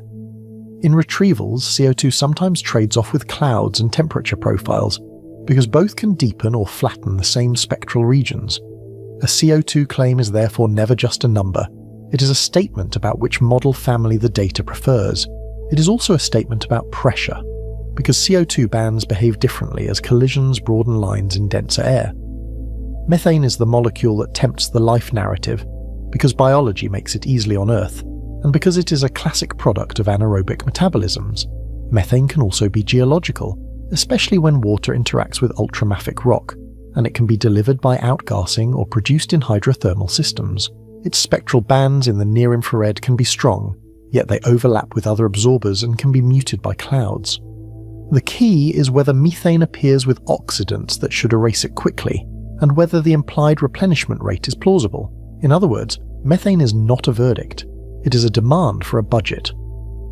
That budget includes not only sources but sinks, photolysis, oxidation, and the slow scavenging of methane by atmospheric radicals.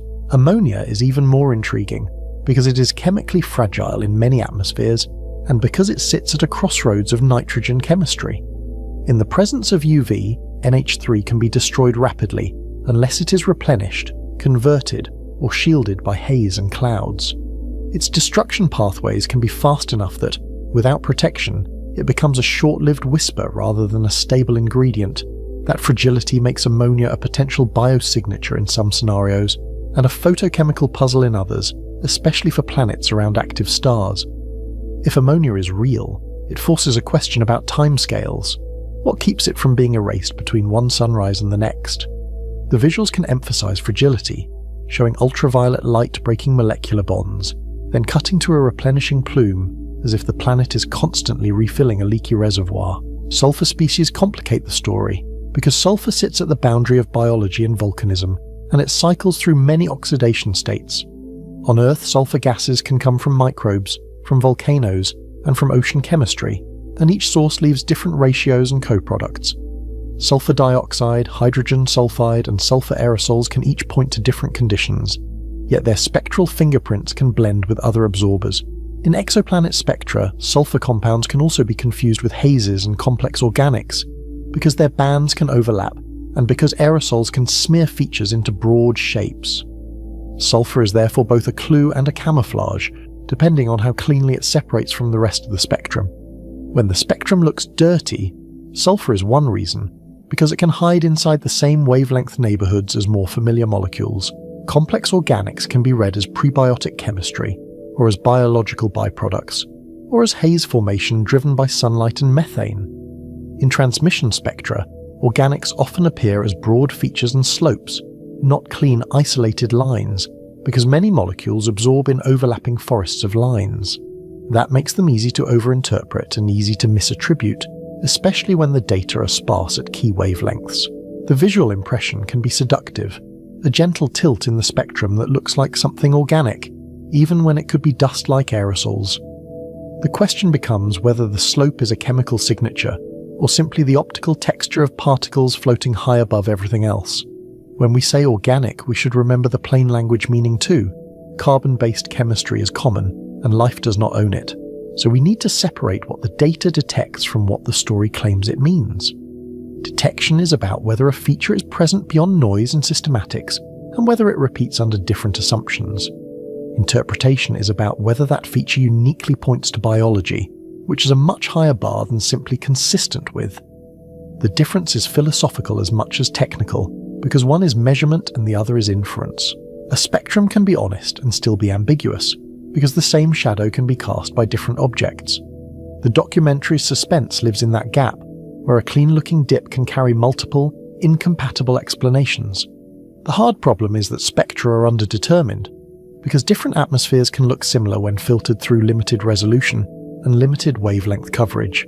Multiple mixtures can produce overlapping absorption bands at Webb's resolution and wavelength range, especially when clouds flatten contrast. Retrieval models can return confident posteriors even when the parameter space is degenerate, because the math can be certain about the wrong family of explanations. This is not a flaw of Webb, it is the reality of inferring a three-dimensional atmosphere from a one-dimensional shadow. The instrument measures wavelength-dependent transit depth, and we must translate that into composition, temperature, and clouds, an inversion that is never unique. In the visuals, the spectrum becomes a single silhouette, while the possible atmospheres multiply behind it like branching corridors. Degeneracy begins with clouds and hazes, because aerosols can mute or reshape molecular bands, and because their particle sizes set how opacity changes with wavelength. A high cloud deck can make a rich atmosphere look empty, or push retrievals toward incorrect abundances by hiding deeper layers. Haze can add smooth opacity that mimics organics, or hides them, and it can also shift the apparent continuum that all molecular features sit on. The physics is simple in principle. Small particles scatter more strongly at shorter wavelengths, while larger particles flatten the spectrum. Visually, the spectrum becomes a landscape seen through fog, where the hills are real but their heights are uncertain. Even the altitude of the cloud tops matters, because transmission only probes down to where the atmosphere becomes opaque along the slant path. Degeneracy also comes from temperature structure, because line strengths depend on temperature and pressure, and because the limb is not a single temperature. A warmer limb increases scale height and deepens features, which can mimic higher abundances even if composition is unchanged.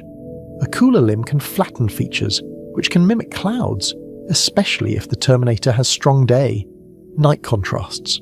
On some planets, the terminator may sample both a hot dayside flow and a cold nightside return, braided together by winds. The atmosphere is not a static shell. It is a moving boundary where winds and radiation reshape the very conditions we try to retrieve. In a visual sequence, the terminator can be shown as a band of shifting cloud, sliding around the planet like a slow tide of air. Even the star can create degeneracy, because stellar heterogeneity changes the baseline spectrum that the planet is measured against. Spots and faculae can imprint wavelength-dependent slopes that resemble atmospheric absorption, and they can change over time as the star rotates. If stellar contamination is not modelled, retrievals can invent molecules to compensate, fitting a stellar artifact with a planetary gas. This problem is especially sharp for small, cool stars, where magnetic activity can be stronger, and surface features can cover larger fractions. The planet's shadow is therefore never pure. It is projected onto a star that has its own weather. Historically, the field learned this lesson as transit spectroscopy matured, because early analyses often treated stars as uniform light bulbs, an assumption that nature refuses to honour. Against that backdrop, the documentary's tension is a claim of disequilibrium leaning toward life, framed as chemistry that looks too unstable to be accidental. The life-leaning interpretation says the atmosphere contains a mix that should react away quickly, given known kinetics and UV flux. If it persists, a replenishing source is implied, and biology is one candidate among several. The mystery is not that the spectrum has features, but that the implied chemistry seems unwilling to settle. That unwillingness is the hook, an atmosphere that behaves less like a closed bottle and more like an open system. The question becomes almost intimate. What is the planet doing hour after hour to keep its air from relaxing into silence? The dangerous counterpoint is that nature has many abiotic replenishment engines, and several of them are common wherever there is heat and water. Hydrothermal systems can generate methane through serpentinization, where water alters rock and releases hydrogen as minerals reorganize. Hydrogen can then reduce carbon to methane without any biology, and the reaction can proceed in porous crust for long periods. In the mind's eye, this is not a green world. It is a dark seafloor, warm fractures, and slow chemistry in the absence of light. The energy source is not sunlight, but the planet's interior, leaking heat into water like a long, steady breath. On Earth, related environments exist at mid-ocean ridges, where chemistry can run for ages without ever needing a photon. Serpentinization is not a loophole. It is a known planetary process that can run long, and it has been studied in Earth's oceanic crust for decades. It depends on liquid water, heat, and certain rock types, which are plausible on many worlds with differentiated interiors. It can produce methane steadily, and it can also produce chemical gradients that life could exploit, which complicates interpretation even further. The same gradients that mimic biology can also provide the scaffolding biology needs, which makes abiotic and biotic less like opposites and more like neighbours. When geology can both imitate life and feed life, the spectrum becomes a riddle with layered answers. The unsettling thought is that a planet can look alive precisely because it is chemically fertile, even before any organism appears. Volcanism is another engine because it can inject reduced gases and aerosols episodically, and because it can reset atmospheric chemistry on short timescales. Outgassing can deliver methane, sulfur species, carbon monoxide, and hydrogen, depending on mantle chemistry and oxidation state. A volcanic planet can look chemically active, even if it is sterile, and its spectrum can change as plumes rise and decay. The visuals here are dramatic. Towering columns, ash-like aerosols, and an atmosphere briefly thick with reactive gases. Yet the science is equally stark, because a single eruption can overwhelm slow background processes and dominate what we infer from a few transits. The planet we observe may be caught in a transient mood, and we might mistake that mood for its personality. Impacts can also reset atmospheres, delivering volatiles and creating transient chemistry, and the early histories of many planets are written in craters. After a large impact, shock chemistry can produce unusual mixtures and hazes, and it can loft dust that alters radiative balance. Those signatures can persist for a while, then fade, which can mimic variability if observations catch the planet at an unusual moment. In the solar system, the scars of bombardment are a reminder that stable is often a late chapter, not an opening one. A single collision can create a spectral personality that lasts longer than a human career. When we look at an exoplanet, we rarely know whether we are seeing a mature equilibrium or the long afterglow of violence. Photochemistry can generate false positives that are tailored to the star's UV spectrum, and that dependence makes M-dwarf systems especially tricky. Under certain UV regimes, methane can be produced or preserved longer than expected because key destruction pathways are suppressed. Under other regimes, methane and ammonia are destroyed quickly, pushing chemistry toward oxidized products and thick hazes. Photochemical networks are not one reaction but thousands, linked by radicals that appear and vanish in fractions of a second. The same molecule can therefore mean different things under different suns, which is why stellar characterization is not a side quest. In visuals, this can be rendered as a web of reactions, lighting up and dimming as ultraviolet intensity changes. Stellar-driven chemistry can also create oxygen without life, which is a classic trap that has been discussed since the earliest biosignature debates. If water is split by UV and hydrogen escapes to space, oxygen can accumulate, especially if surface sinks are limited. That oxygen can then look like a biosignature, even though it is a byproduct of loss, a ghost left behind by escaping hydrogen. On a dry world with little volcanic outgassing, oxygen can linger because there is less reduced material to consume it. The haunting question is whether an oxygen-rich atmosphere is a sign of thriving photosynthesis, or a sign of a planet slowly drying out. In a wide shot, the planet's limb can glow faintly, beautiful and misleading, as if the air itself is telling a story it did not earn. Atmospheric escape is especially relevant for close-in planets around active stars, where high-energy radiation can heat upper layers and drive hydrodynamic outflow. Escape can remove hydrogen and leave behind heavier species, changing mean molecular weight and scale height, which then feeds back into how deep spectral features appear.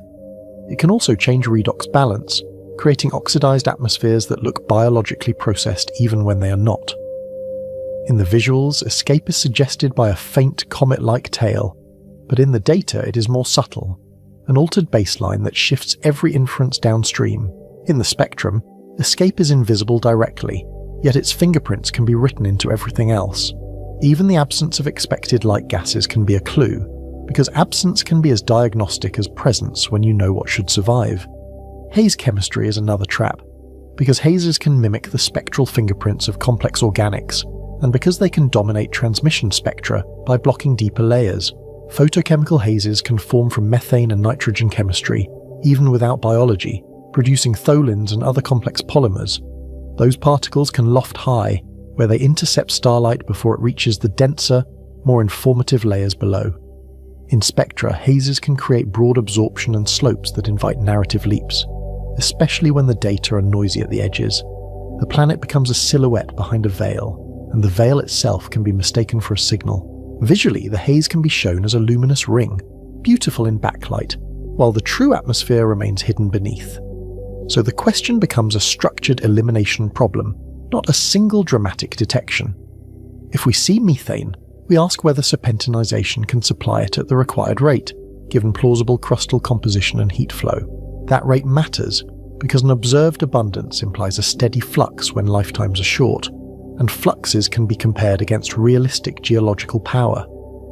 If we see sulfur, we ask whether volcanism can explain both abundance and variability, and whether the implied eruption frequency is realistic.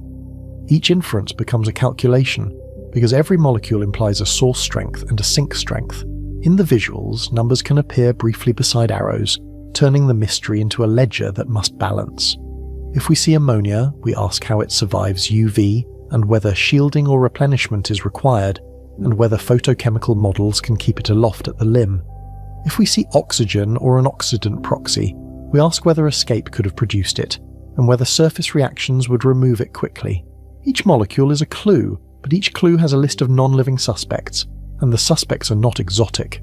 The method is almost forensic. Reconstruct the scene, test the alibis, and see which story remains standing. What makes it difficult is that the scene is a planet we cannot visit, and the evidence is a few parts per million change in starlight. That is the scale of the challenge, building a world model from a whisper. Now we revisit the pulsing clue because time variability can strengthen or weaken a biosignature claim, depending on what exactly changes. If features change between epochs, it could reflect seasons, storms, or shifting cloud decks, and those are atmospheric processes we already expect.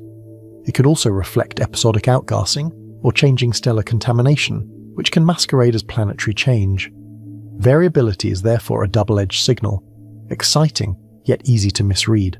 The same pulse can be a heartbeat, or it can be an instrument breathing, or a star turning its spotted face toward us. The visual language can echo that ambiguity, cutting between a rhythmic waveform and a rotating star whose surface patterns drift like weather. Seasonal biology is one explanation, but it is not the default explanation, and it is especially complicated on worlds unlike Earth. On a tidally locked world, variability could be dominated by circulation shifts and cloud migration, with a permanent day side feeding a permanent night side. A changing terminator cloud deck can alter apparent molecular depths without changing global composition, because transmission spectra sample a thin ring of atmosphere. The terminator is a moving boundary, and our measurement is a narrow slice through it. Even on Earth, the strongest biological seasonality is regional, and a limb average spectrum would smear those signals into something subtle. The question to sit with is simple. If life is there, would we even see its seasons from this far away? Instrument and pipeline differences can also create apparent variability, which is why repeatability matters and why careful teams obsess over calibration. If different visits use different modes, the systematics can differ in wavelength-dependent ways, creating false changes where none exist. A robust pulsing claim must survive identical setups and independent reductions, and it must survive scrutiny from people who want it to fail. In practice, the most valuable variability is the kind that repeats with orbital geometry, not the kind that appears once and vanishes. The discipline is to treat each new epoch as a test, not a confirmation. In the visuals, repeated transits can stack like pages, and the audience can watch whether the same features return in the same places. This is where the 99.7% number becomes a trap, because it compresses uncertainty into one headline, and headlines are not models. It might reflect confidence that a spectral feature exists in the data, meaning the dip is not random noise under a particular statistical test. It does not automatically reflect confidence that the feature is biological, or even that the molecule identification is unique. A number can be precise while the interpretation remains broad. The danger is that precision feels like truth, even when it is only conditional truth. The question to ask is always, 99.7% of what, under which assumptions, and compared to which alternatives? A 3 sigma style detection can be real and still be misidentified, because significance is not the same as correctness. A posterior probability can be high within a narrow model family, and still ignore plausible alternatives that were never included in the comparison. In retrieval work, the choice of priors, the treatment of clouds, and the assumed temperature profile can each tilt the outcome, sometimes subtly and sometimes decisively. The number is only as meaningful as the question it answers, and the question is often narrower than the public assumes. When the public hears 99.7, it hears certainty, yet the scientist hears conditional confidence. Historically, astronomy has lived through similar moments, where impressive sigma values later softened as systematics were understood, and models became more realistic. Scientists stress test claims by expanding the question, then watching confidence change as more realistic assumptions are allowed. They compare alternative atmospheric models and compute Bayesian evidence for each, asking which model earns its complexity rather than merely fitting noise. They test whether adding a molecule truly improves fit, or merely absorbs systematics that should have been modeled differently. Retrieval is not just curve fitting, it is model comparison under uncertainty, and the penalty for complexity is part of the logic. The goal is not to win an argument, It is to find the simplest explanation that survives contact with the data. In the visuals, competing models can be shown as translucent layers, each fitting the spectrum but implying a different planet. They run independent pipelines to reduce the same raw data, looking for convergence that suggests the signal is not a software artifact. They check cross-instrument consistency, because different detectors fail in different ways, and because independent channels provide independent constraints. They repeat observations across epochs, because real atmospheres repeat patterns tied to orbital geometry, while many systematics do not. Over time, the evidence becomes less about one beautiful spectrum and more about a pattern that refuses to go away. In the visuals, the spectra stack like transparent sheets, and the question is whether the same notches align. The audience can almost feel the patience involved, because each new transit is a small addition to a slow, cumulative argument. They also test for stellar contamination explicitly, using spot and facular models and out-of-transit monitoring that tracks how the star's surface changes. They examine residuals for correlated noise, because correlation inflates false certainty and can create phantom features. They publish priors and sensitivity tests because hidden assumptions are where weak claims hide, and because transparency is a defense against self-deception. The culture of exoplanet spectroscopy has learned these lessons the hard way, through early overclaims and later corrections. In that history, humility is not a personality trait, it is a method. The method is what turns wonder into knowledge, even when the answer is disappointing. Even after all that, a living interpretation remains a hypothesis, not a verdict, and the documentary's mystery remains intact. The best case is a robust set of features that resist abiotic explanation under realistic stellar and planetary conditions, even when skeptics try to break them. The worst case is a chemically plausible mirage built from degeneracy and incomplete context, a story that fits because the model was too small. Between those extremes is the honest middle, where the data are suggestive and the uncertainty is real. The question is not whether we want life, but whether the evidence can carry that weight. And if it cannot, yet, what would it take for the balance to tip? So the chapter ends on the documentary's dilemma, sharpened rather than resolved, because the most interesting questions are often the ones that survive the first wave of answers. If the signal is robust, what else could it be besides life, given the planet's temperature, UV environment, and plausible geology? And if it is not life, what does that teach us about how planets imitate biology, and about how easily our expectations can be tricked? The unsettling possibility is that the universe can produce convincing masks. If so, the masks are not a disappointment, they are a discovery about planetary chemistry itself. A planet that can counterfeit life is still telling us something profound about the range of nature's experiments. The next step pulls back from one world to the population question, because context can come from statistics, and statistics can turn anecdotes into evidence. How common should such atmospheres be, given planet formation and stellar environments, and given the diversity already seen in smaller samples? If K2 and 18b is truly special, the galaxy should tell us so, not in a single dramatic announcement, but in a slow accumulation of comparable cases. A lone outlier can be a discovery, yet a pattern across many worlds becomes a framework. The census approach is slow, but it's how astronomy turns whispers into knowledge. In visuals, the single planet can recede into a field of dots, each one a potential atmosphere waiting to be read.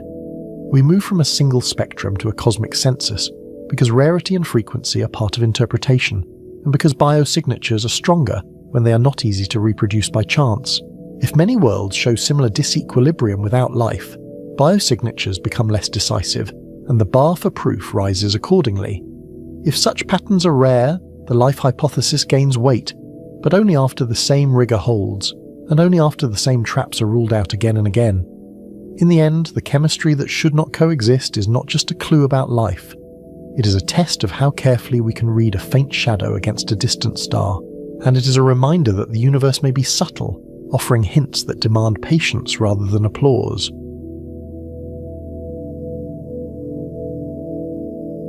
K2-418b begins as a spectrum and a probability, but it ends as a census problem, because one persuasive atmosphere forces us to count differently. If that air truly carries biology, one world rewrites the baseline for every other world we have not yet read. The discovery would not just add a data point, it would bend the curve of expectation across the galaxy.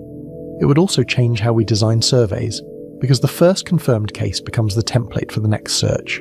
In the mind's eye, the planet is still a thin silhouette crossing its star, a black coin sliding over a glowing disk. The star's light looks steady until the moment it doesn't, when the brightness dips by a fraction that only careful instruments can track. We are not seeing continents or storms directly, only a slight dimming, repeated with clockwork regularity across many orbits. Yet inside that dimming is a measurement of scale, and inside the scale is a story about density, temperature, and chemistry. The transit is geometry turned into evidence, an alignment that converts a distant system into a measurable experiment. The depth of the dip tells us the planet's radius relative to the star, and the duration hints at orbital speed. The timing, repeated again and again, gives the period with exquisite precision, like a metronome embedded in starlight. When the data are clean, even small deviations can suggest additional planets tugging on the orbit. A shadow can carry a surprising amount of information if you know how to read it.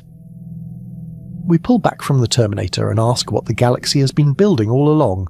Planets are not rare accidents now because Kepler turned the sky into a demographic survey. It stared at one patch of stars for years, watching for tiny periodic dips in brightness that would have been dismissed as noise a generation earlier. That patience mattered, because transits are brief, and the signals are small, and the universe does not advertise its worlds. Kepler's legacy is not a catalogue, it is a rate, an estimate of how often nature repeats itself when you look long enough. The mission did not just find planets, it measured occurrence, the statistical heartbeat of planetary formation. Around many stars, planets with radii between Earth and Neptune appear in abundance, filling the size range our own system barely samples. The surprise was not a single Earth analogue, but the sheer number of near misses. Worlds that are a little bigger, a little warmer, a little more shrouded than we hoped, yet still close enough to tempt our definitions. Kepler also taught us what common means in a universe that hides most of its planets.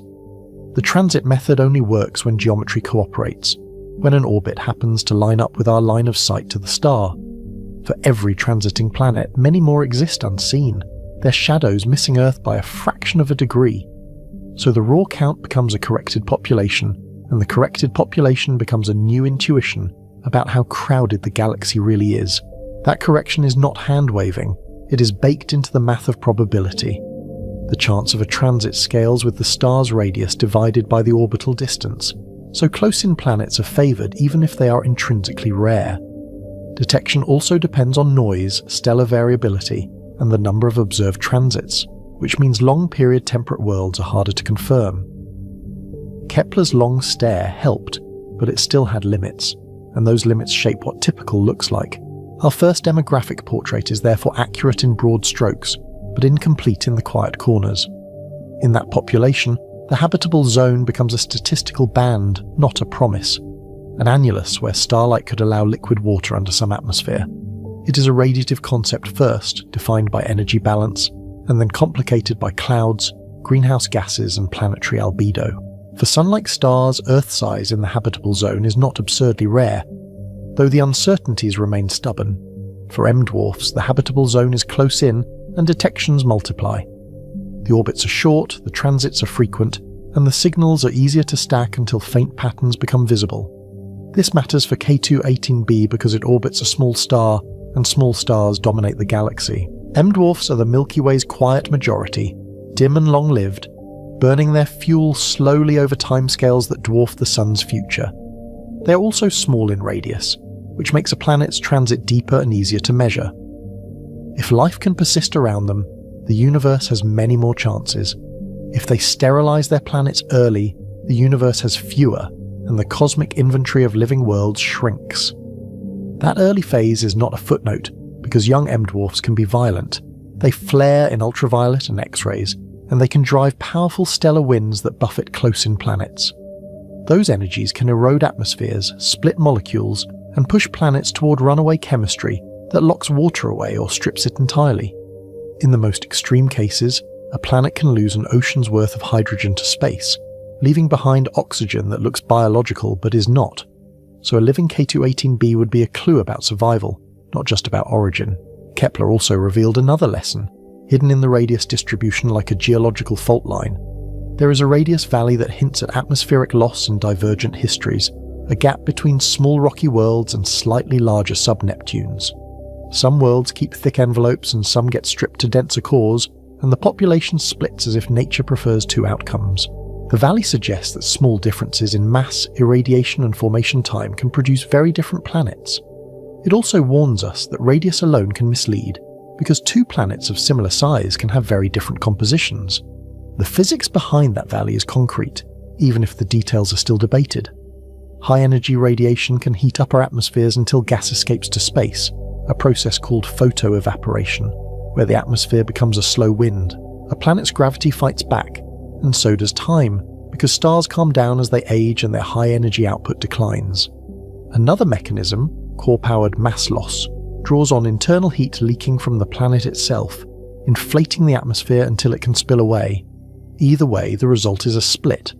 Puffy sub-Neptunes on one side, compact super-Earths on the other, with few survivors in between. K2-18b sits near that ambiguity, and the ambiguity is cosmological as much as planetary. If it is an ocean world with a thick atmosphere, it is part of a vast class that Kepler hinted at but could not characterize. If it is a rare transitional case, it is a warning about selection effects and interpretive overreach.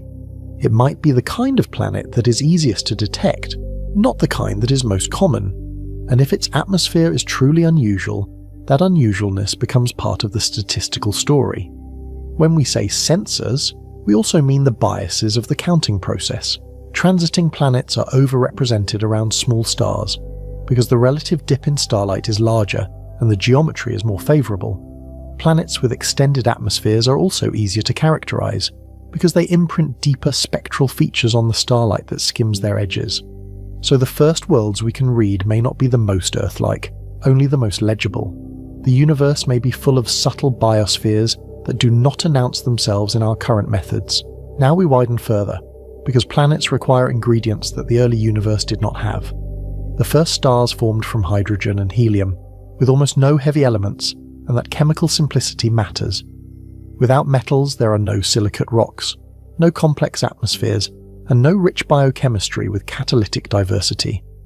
The early cosmos could shine, but it could not yet build the familiar scaffolding of planets, and it could not easily build the chemical gradients life exploits.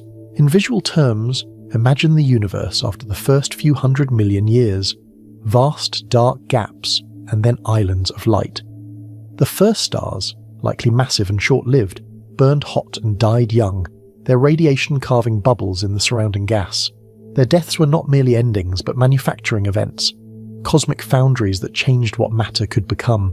Supernovae and stellar winds seeded the surrounding gas with new elements, and those elements mixed outward like ink in water.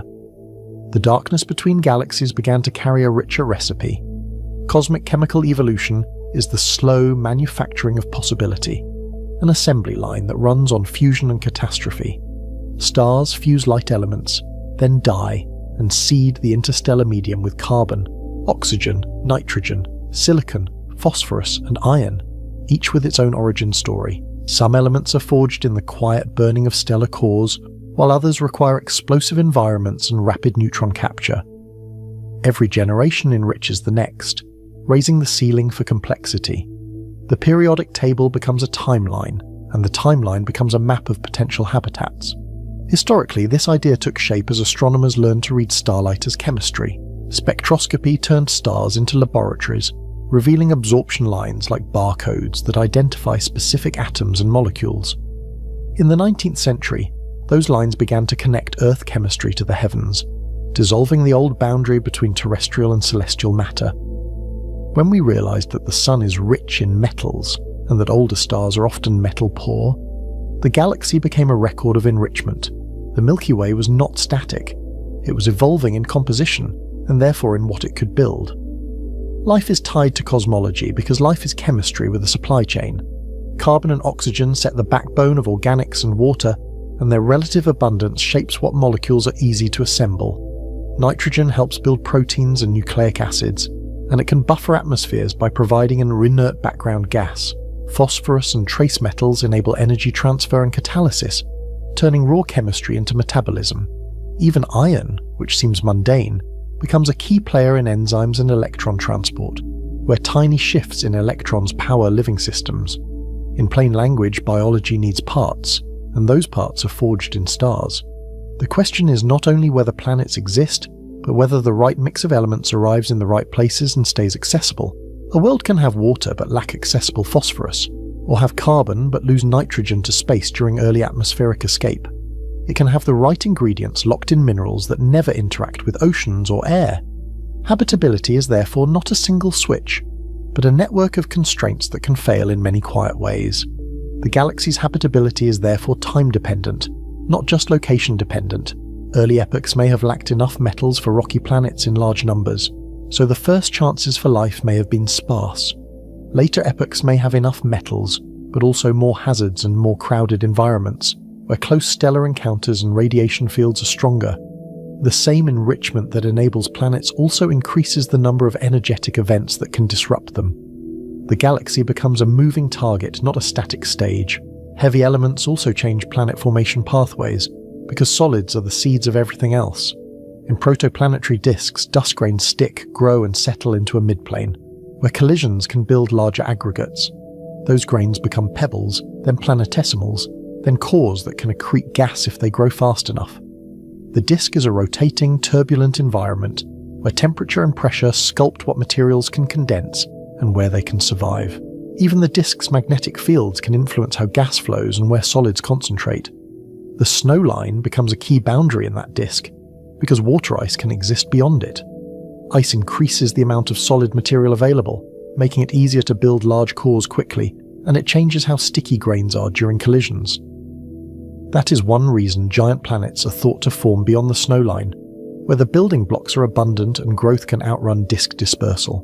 But those cores do not always stay put, and the disk does not keep its boundaries fixed. As the star brightens and the disk evolves, the snow line can move, reshaping where water-rich material forms. Disk physics creates diversity without asking permission from our categories, because the same ingredients can assemble into many architectures. A core can form fast and grab hydrogen, becoming a sub-Neptune with a deep envelope that dominates its radius. A core can form slower or lose gas, becoming a super-Earth with a thinner atmosphere and a more accessible surface. Small differences in timing can decide whether a planet ends up with a thin skin of air or a deep crushing envelope. In a young system, minutes of orbital dynamics can translate into billions of years of climate. Migration is part of that story, not an exception. Planets exchange angular momentum with the disk and drift inward or outward, sometimes smoothly and sometimes in jumps when resonances lock them together. Many worlds do not form where we find them, and their climates inherit that history like a genetic record. A planet that formed in the cold outer disk can carry volatiles inward, arriving as a water-rich body in a warmer zone. A planet that formed closer in can be pushed outward, changing its irradiation and atmospheric evolution. The visual is almost unsettling. Young planets embedded in a glowing disk, carving gaps like wakes in a river.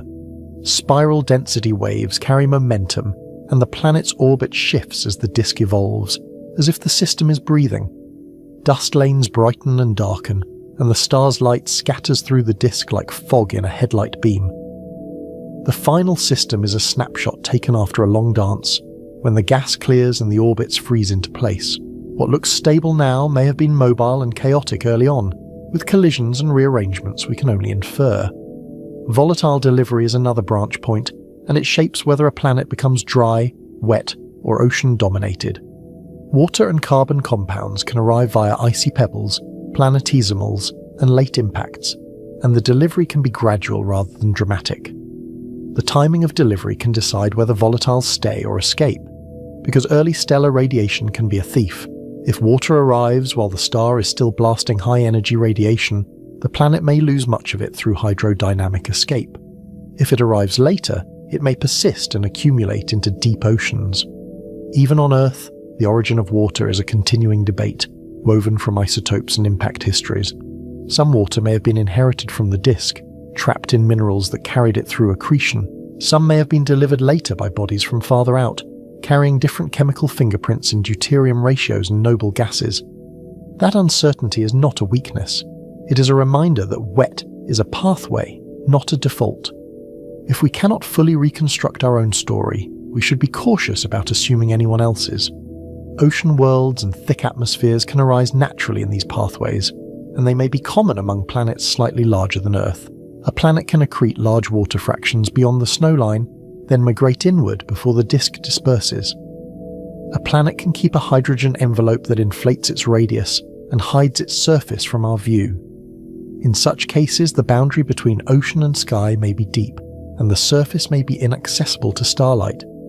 The world could be habitable in principle, yet difficult for us to interpret from afar. That is why K218b's possible biosignature cannot be separated from formation.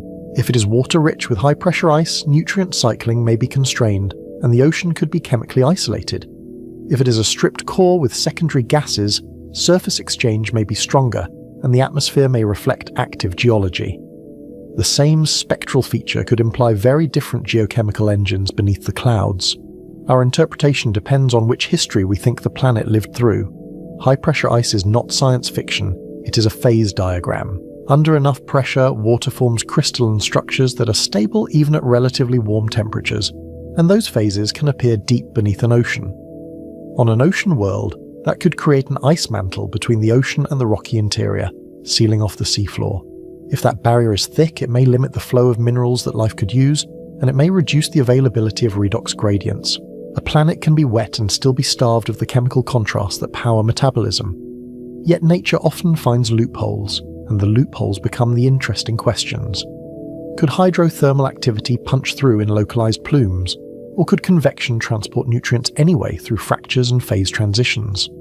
Could life rely on atmospheric chemistry instead of seafloor chemistry, using sunlight or photochemical products as energy sources? Could a biosphere exist in layers, with different metabolisms stacked like ecological floors in a deep ocean? When we say habitable, we're really asking how many energy gradients remain available for metabolism. We return to the central question, because cosmology does not reduce uncertainty, it redistributes it.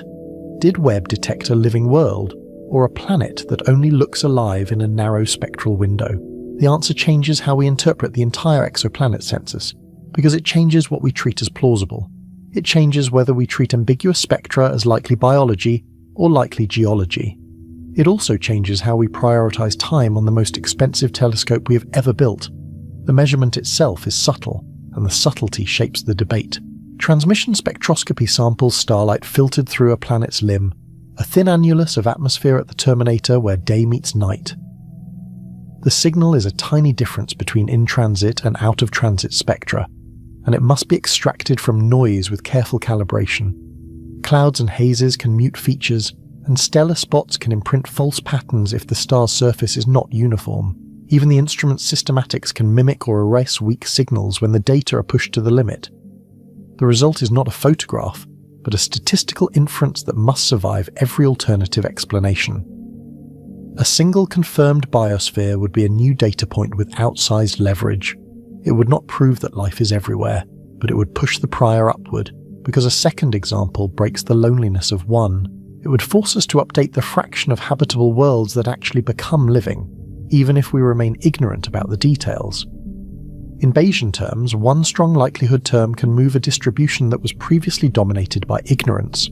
The math is cold, but the implication is intimate because it changes what we think the universe tends to do.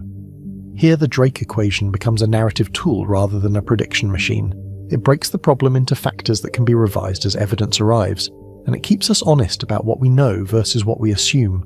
Each factor is a door that can swing open or shut, and the hallway behind them is long. The equation is often criticized as speculative, but its structure is useful because it tells us where the uncertainty lives. It also reminds us that rare can hide in many different places. Kepler and radial velocity surveys already constrain the first door. The number of planets is large, and the number of potentially temperate small planets is not negligible, even if their true surface conditions remain unknown. Radial velocity adds mass estimates and reveals planets that do not transit, measuring a star's wobble as planets tug it back and forth. Together, these methods turn maybe into a measured occurrence rate, even if the error bars remain wide and the sample remains biased. The demographic foundation is now solid enough that the debate has moved on. The uncertainty moves to biology and longevity, and that is where one planet can matter too much. If K2-18b is truly alive, the fraction of life-bearing worlds, FL, cannot be extremely tiny, at least for some class of planets. One nearby biosphere would imply that life emerges readily under some common conditions, or that it persists long enough to be caught. Even with selection bias, the posterior shifts, because the universe would have revealed life in our first serious atmospheric readings. That would be a revealing kind of luck. But the size of that shift depends on how we found it, and how many chances we had to find it.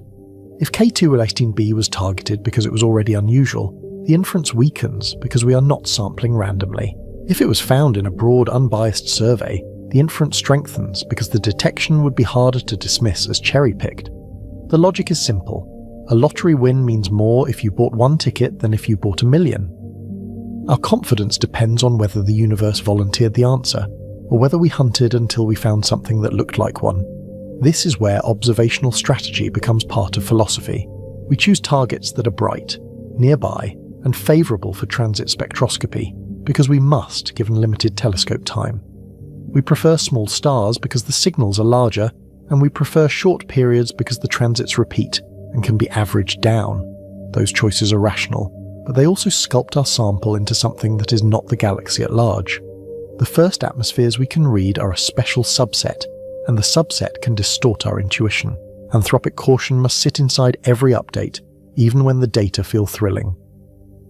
We exist on a life-bearing planet, so our perspective is conditioned on success, and that conditioning can seep into our expectations. We're not sampling the universe at random, and neither are our telescopes, which are built by a species that evolved under one particular sky. The danger is not that we learn nothing, but that we learn too quickly from too little. A single world can become a mirror for our hopes, and mirrors are not measurements. Even so, one confirmed biosphere would change the statistics of silence.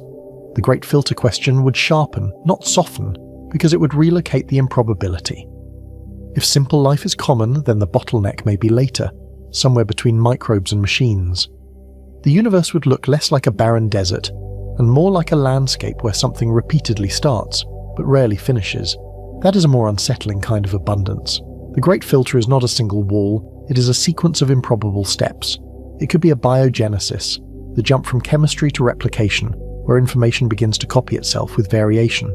It could be the rise of complex cells, multicellularity, intelligence, or stable technology that survives its own power. Each step has its own timescale, its own vulnerabilities, and its own dependence on planetary context. A filter can also be environmental, because a planet can reset itself with impacts, volcanism, or climate collapse.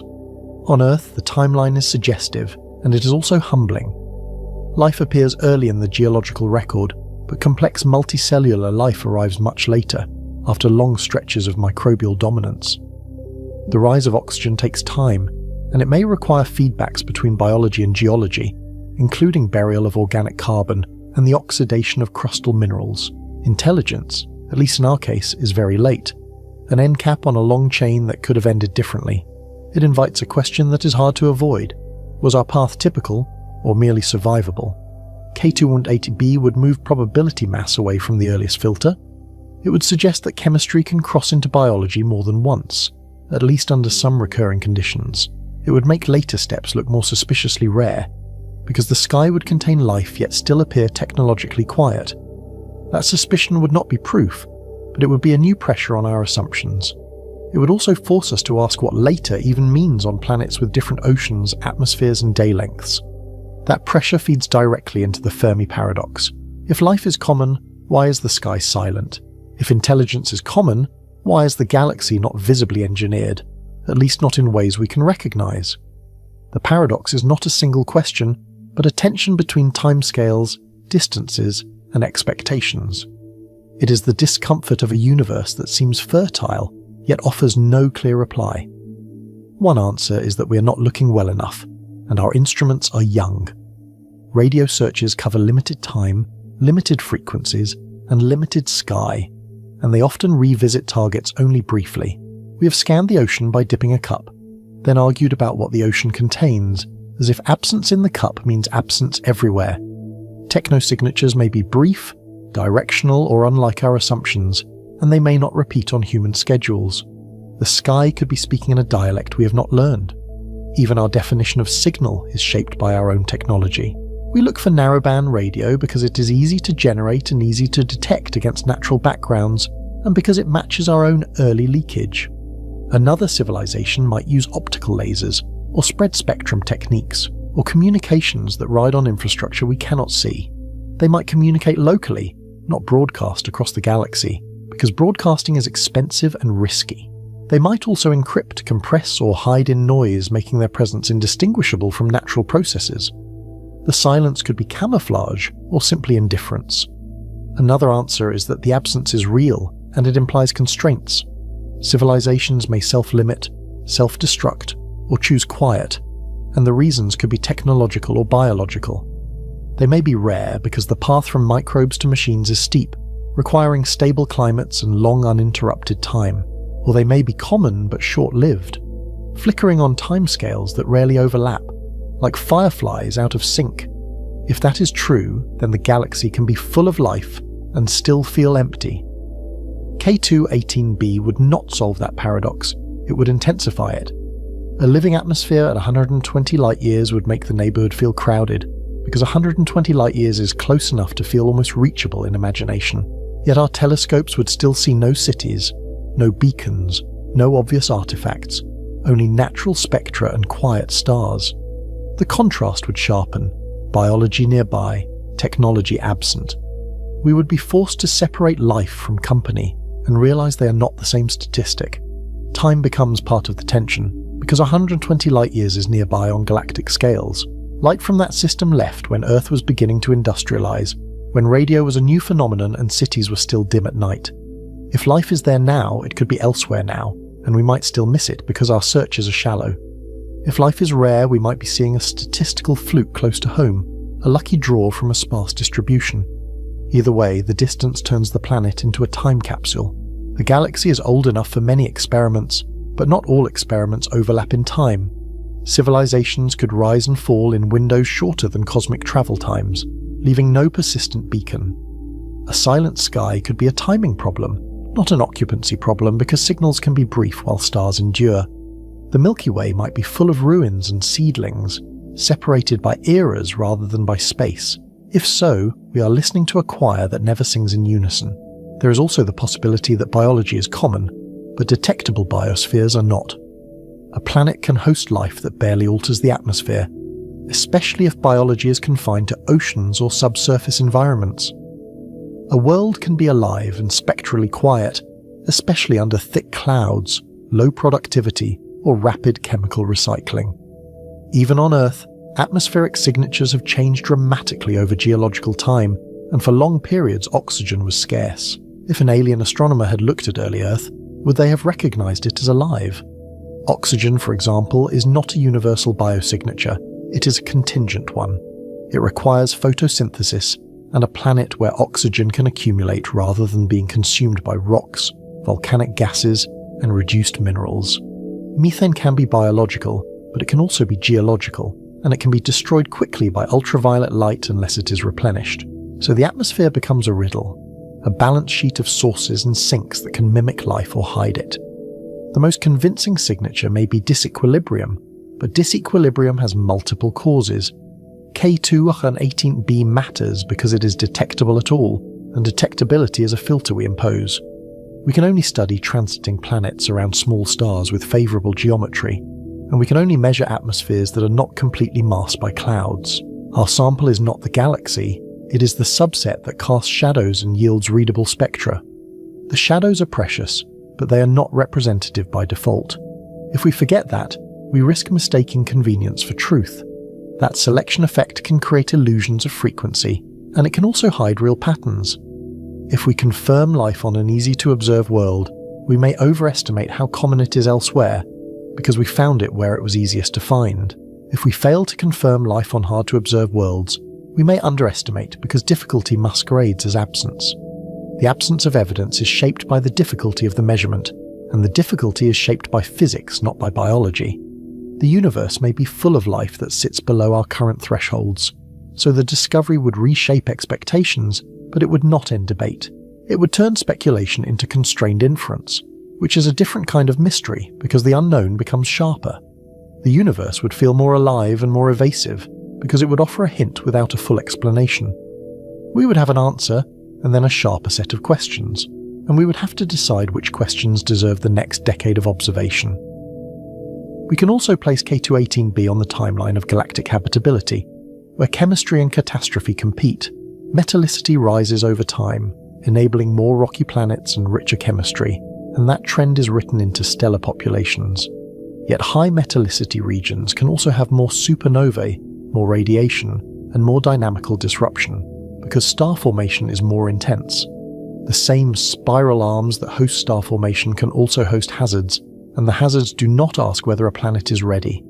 A habitable world must survive its neighbourhood as well as its own climate. The Milky Way may have a shifting habitable zone in space and time.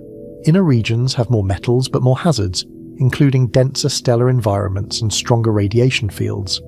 Outer regions are calmer, but may form fewer rocky planets early, delaying the onset of complex chemistry.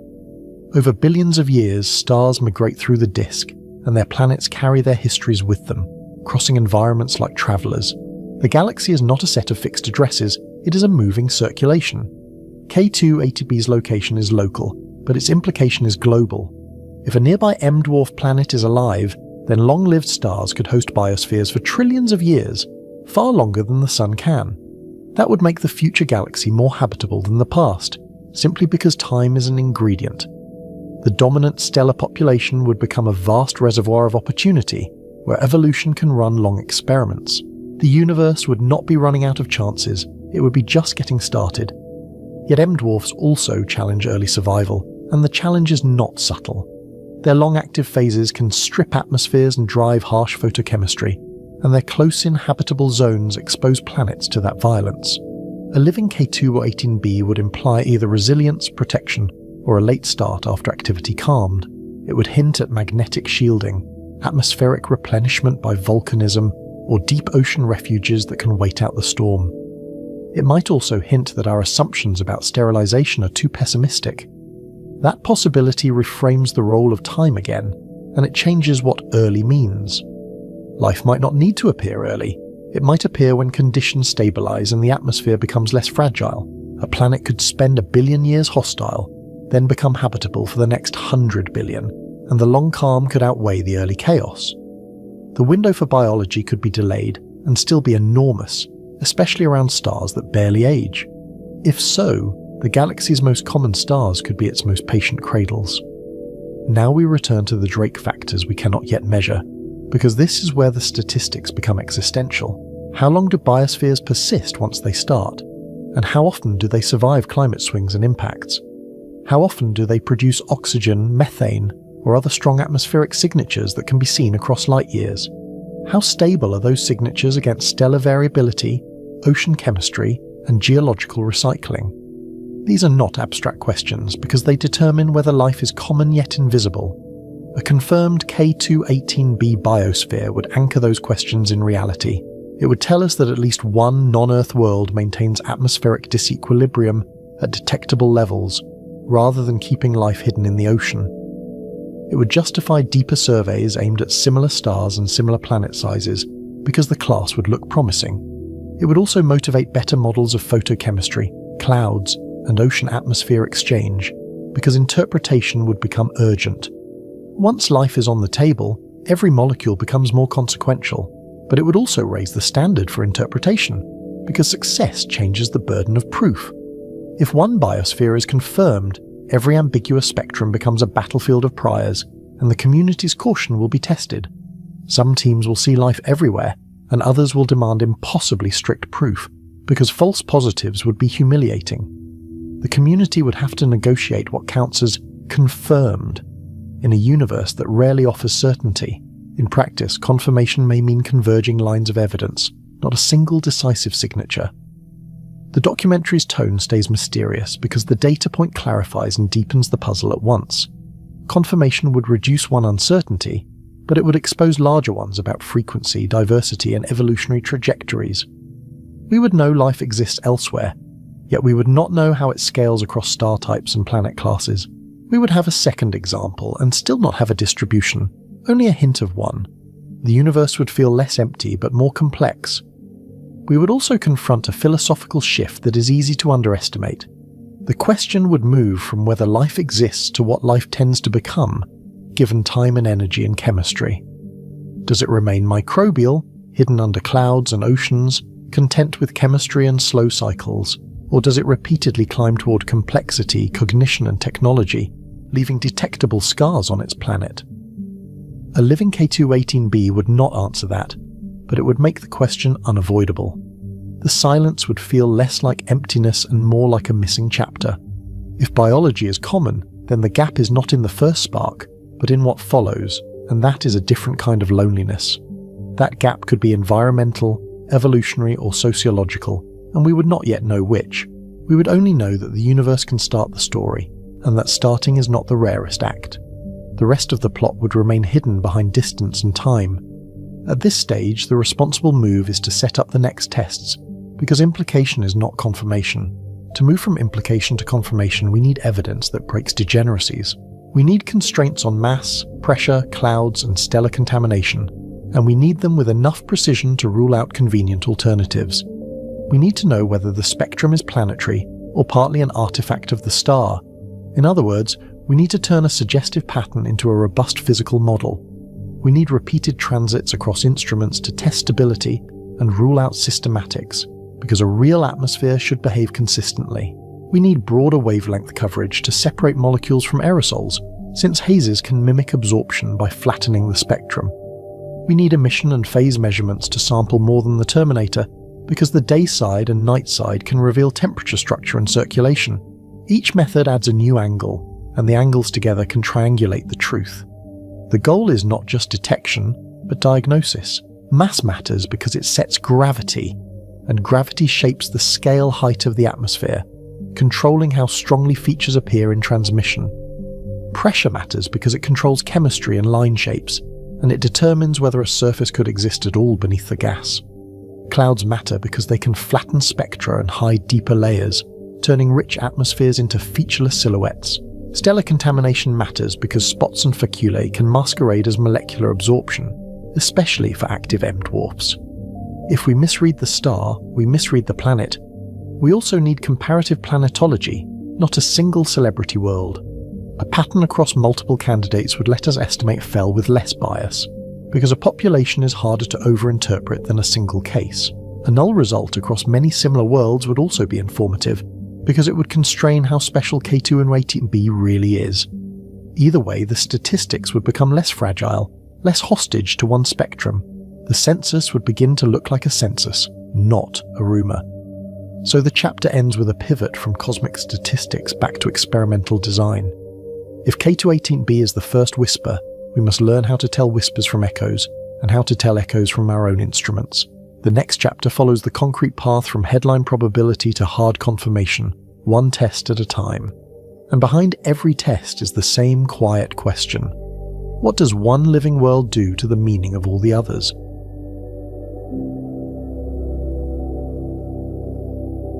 The headline says 99.7%, but the lab hears a conditional probability, confidence inside a model, not certainty about life itself. In the press release, it reads like a verdict, crisp and final, as if nature has already signed the paperwork. In a seminar room, it reads like a sentence with hidden clauses, footnotes, and an asterisk that points to assumptions. A detection significance is a statement about how unlikely the data are under one null hypothesis, usually a carefully simplified one. It is not a universal measure of truth, and it is never a substitute for mechanism, causality, or physical plausibility. When the claim is life, the mechanism is the entire story, because biology is not a label, it is a process.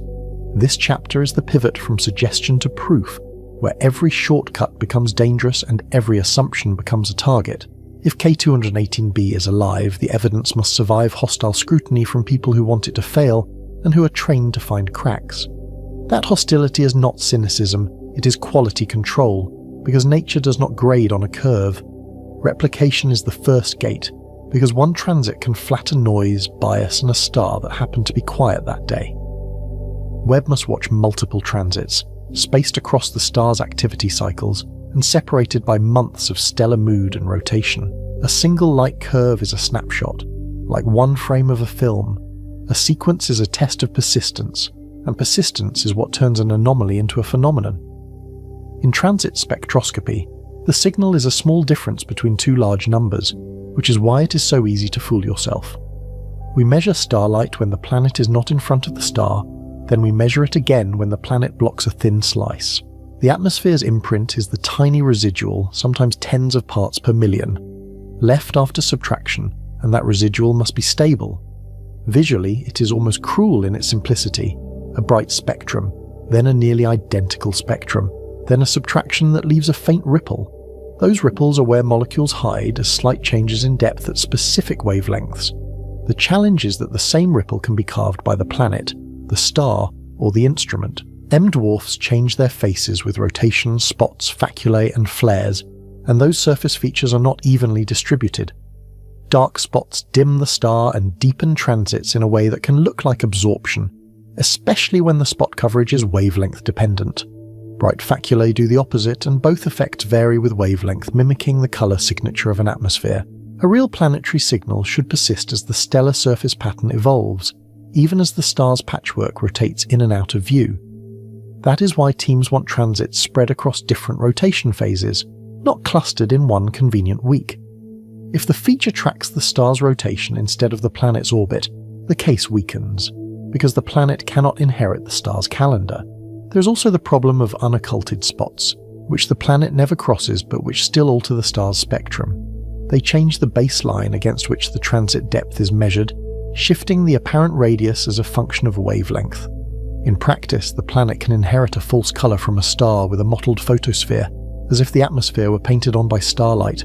Teams repeat the observations in different instrument modes, because systematics are mode-specific and detectors have personalities. Webb's near-infrared instruments can read out in different patterns, with different dispersers and different subarrays that trade field of view for stability. A molecule that vanishes with a different setup is a warning, not a mystery, because physics should not depend on readout geometry. Independent reductions are not politeness, they are a stress test. Two pipelines must converge on the same features from the same raw photons. One group may choose a different background model or a different approach to correcting pointing jitter and spectral drift. Another may handle cosmic rays or bad pixels more aggressively, and those choices can sculpt faint features. If the result depends on a particular choice, then the choice is part of the signal, whether anyone likes it or not. That is an uncomfortable sentence, but it is often the honest one, and honesty is what keeps the field from drifting. The goal is not to win an argument, it is to find out which parts of the spectrum are truly anchored in the data. The community also demands pre-registered checks, because hindsight can manufacture confidence, and selection can masquerade as rigor. When you know where a feature should be, you can tune your extraction until it appears, especially when the noise is structured.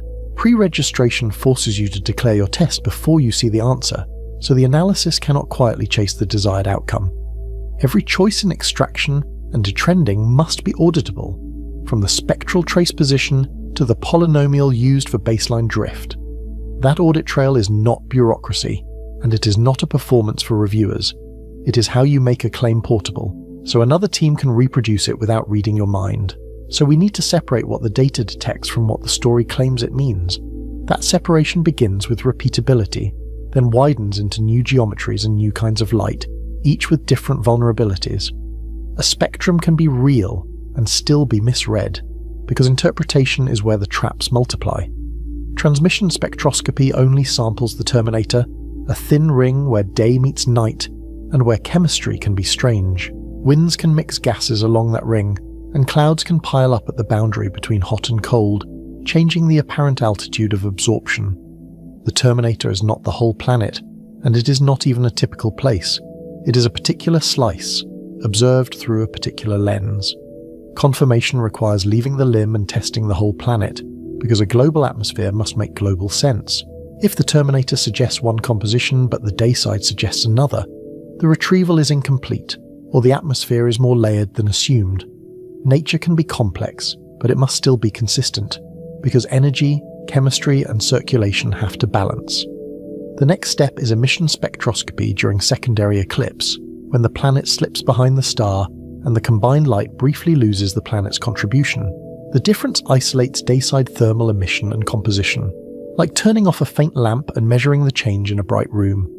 It is a subtle measurement, but it asks a different question, and a different question can break a stalemate. Emission constrains temperature structure, which controls line strengths and retrieval degeneracies, and it does so more directly than transmission. A molecular band can deepen because the molecule is abundant, which is the tempting interpretation. It can also deepen because the temperature gradient makes the band more contrasty, which is a purely physical effect that can impersonate chemistry. It also tests whether the 120-degree force narrative matches any emitting layer, or whether it is a simplification that collapses a vertical atmosphere into one number. Planets do not have a single temperature, even when headlines insist they do. They have profiles, and those profiles decide what photons escape, from which altitudes, and with what spectral fingerprints. Brightness temperature is not surface temperature, and it can come from high altitudes where the air is thin and the view is clear. A warm brightness layer could sit above a cold boundary, like a thermal skin floating over deeper weather. It could also sit above a dense, crushing layer where no light escapes, hiding the interface that matters most for habitability. In the mid-infrared, the atmosphere can become opaque in different bands, and each band can probe a different altitude. That means one instrument can sample multiple layers without ever touching the surface, simply by changing wavelength. The spectrum becomes a vertical scan, translated into wavelength, and the planet's structure is encoded in where the light originates. If emission shows an inversion or unexpected gradients, transmission fits must be revisited, because the assumed profile is a hidden prior. A wrong temperature profile can invent molecules to rescue a fit, and the math will do it obediently. It is not fraud, it is mathematics doing what you asked, and that is why cross-checks matter. Retrieval algorithms are powerful because they search vast parameter spaces, exploring combinations no human would try by hand. They're also dangerous because they will always find a best answer, even when the data are ambiguous and the model is misspecified. The only antidote is cross-checking with physics, and emission is one of those checks. Phase curves raise the stakes further, because they track light over the full orbit and turn a single spectrum into a movie. They map heat redistribution and hint at winds, clouds, and weather regimes, even when the planet is a point of light. The planet becomes a rotating object, not a static diagram, and rotation reveals dynamics. A tidally locked world should show a predictable day-night contrast if the air is thin, because heat cannot travel far before it radiates away. The dayside bakes under constant starlight, building a persistent thermal maximum. The night side radiates into space, and the temperature difference can be extreme, shaping chemistry and cloud formation. A thick atmosphere should smear heat and shift the hotspot downwind, because winds transport energy before it can radiate away. On hot Jupiters, we see that shift as an offset in the phase curve peak, a measurable delay in the brightest point. On smaller worlds, the same physics should apply, though the details change with gravity, composition, and rotation. Phase variations can also reveal patchy clouds that migrate, flattening features at some phases and sharpening them at others. That variability can mimic changing chemistry if geometry is ignored, because the visible hemisphere is changing with time. A cloud deck moving across the dayside can look like a gas disappearing, when it is really just being hidden. The goal is not a pretty curve, but a circulation constraint that retrievals must obey, even when the chemistry looks persuasive. Climate physics becomes a cross-examination of the chemistry claim, forcing the story to conserve energy and momentum. If the inferred winds are impossible, the inferred molecules are suspect, because they were asked to solve the wrong problem. There is also a deeper point hiding in the phase curve: energy balance. The planet absorbs starlight and must re-radiate it, and the timing of that re-radiation encodes atmospheric inertia and heat capacity. When the curve lags, the air is storing heat, like a thermal flywheel. When it snaps, the air is thin, and the surface or upper atmosphere responds quickly. Cloud and haze discrimination is the next hard wall, because aerosols counterfeit spectra with ruthless efficiency. A haze can mute molecular bands, tilt continua, and create slopes that resemble absorption, especially when the signal is already small. You can fit a haze with molecules, or fit molecules with haze, unless you broaden the view and force the models to commit. Multi-wavelength coverage from near IR to mid-IR breaks key degeneracies, because scattering and absorption behave differently across that span. In the near-infrared, many molecules overlap, and broad bands can blur into one another. In the mid-infrared, their vibrational bands can separate more cleanly, giving the spectrum more distinct landmarks. Small particles scatter strongly at shorter wavelengths, steepening the slope and making the planet look larger in the blue end of the infrared. Larger particles flatten the continuum and hide deeper bands, creating a grey veil that suppresses contrast. The particle size distribution becomes a silent parameter that can dominate the retrieval, even when no one mentions it in the headline. Near IR bands can suggest water or methane, yet hazes can blur the same regions by adding a grey opacity that washes out structure. A spectrum with softened features can be read as low abundance, which is a tempting conclusion. It can also be read as high clouds, which is a completely different atmosphere wearing the same mask. Mid-IR features can separate true molecular absorption from aerosol opacity, because many aerosols are less featureless there, and some cloud species become partially transparent. Some hazes have their own signatures, and some clouds reveal lattice vibrations that leave faint imprints. The mid-infrared is not a magic truth machine, but it changes the balance of evidence. Mirror coverage becomes decisive when broad features overlap in the near IR, and when the retrieval keeps trading one molecule for another. If the mid-IR does not cooperate, the life-leaning retrieval loses leverage, because it cannot generalize beyond one window. A claim that survives only in one window is a fragile claim, and fragility is what skeptics hunt. The team must also test multiple cloud parameterizations, not one convenient haze layer that behaves like a dial. Real atmospheres have vertical structure, microphysics, and patchiness, and those details matter for where light is blocked. A robust biosignature survives when cloud priors are widened, not tightened, and when the model is allowed to be inconvenient. This is where the 99.7% number becomes a trap, because it compresses uncertainty into one headline. The real question is which alternatives remain plausible, and how much fine-tuning each alternative requires to match the data. A good explanation is not just possible, it is stable, and stability is what you get when physics is doing the work. In practice, teams run retrievals with different priors, different opacity databases, and different assumptions about chemical equilibrium and vertical mixing. They compare Bayesian evidences, but they also look at residuals with human eyes, because humans still recognize patterns machines ignore. A model can win statistically while leaving structured leftovers that whisper systematic in the language of correlated noise. High-resolution spectroscopy is the conceptual gold standard, even if it is brutally hard for a small planet around a dim star. Resolving individual lines can identify molecules unambiguously and test isotopes, turning broad bumps into specific fingerprints. Instead of smooth hills, you see a forest of narrow features, each one tied to quantum transitions. At high resolution, Doppler shifts become a tool rather than a nuisance. The planet moves at tens of kilometers per second, and its lines slide back and forth across the stellar spectrum as it orbits. That motion can separate planet from star, even when the star dominates the light, because the planet's pattern is moving while the star's pattern is mostly fixed. Isotopic ratios can discriminate pathways, because biology and geology fractionate differently under different reaction networks and energy constraints.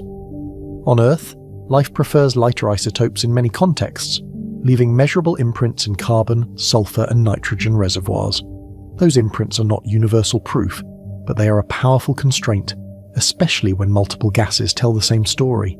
A consistent isotopic pattern across gases would tighten the causal story, because it is harder to fake multiple ratios at once.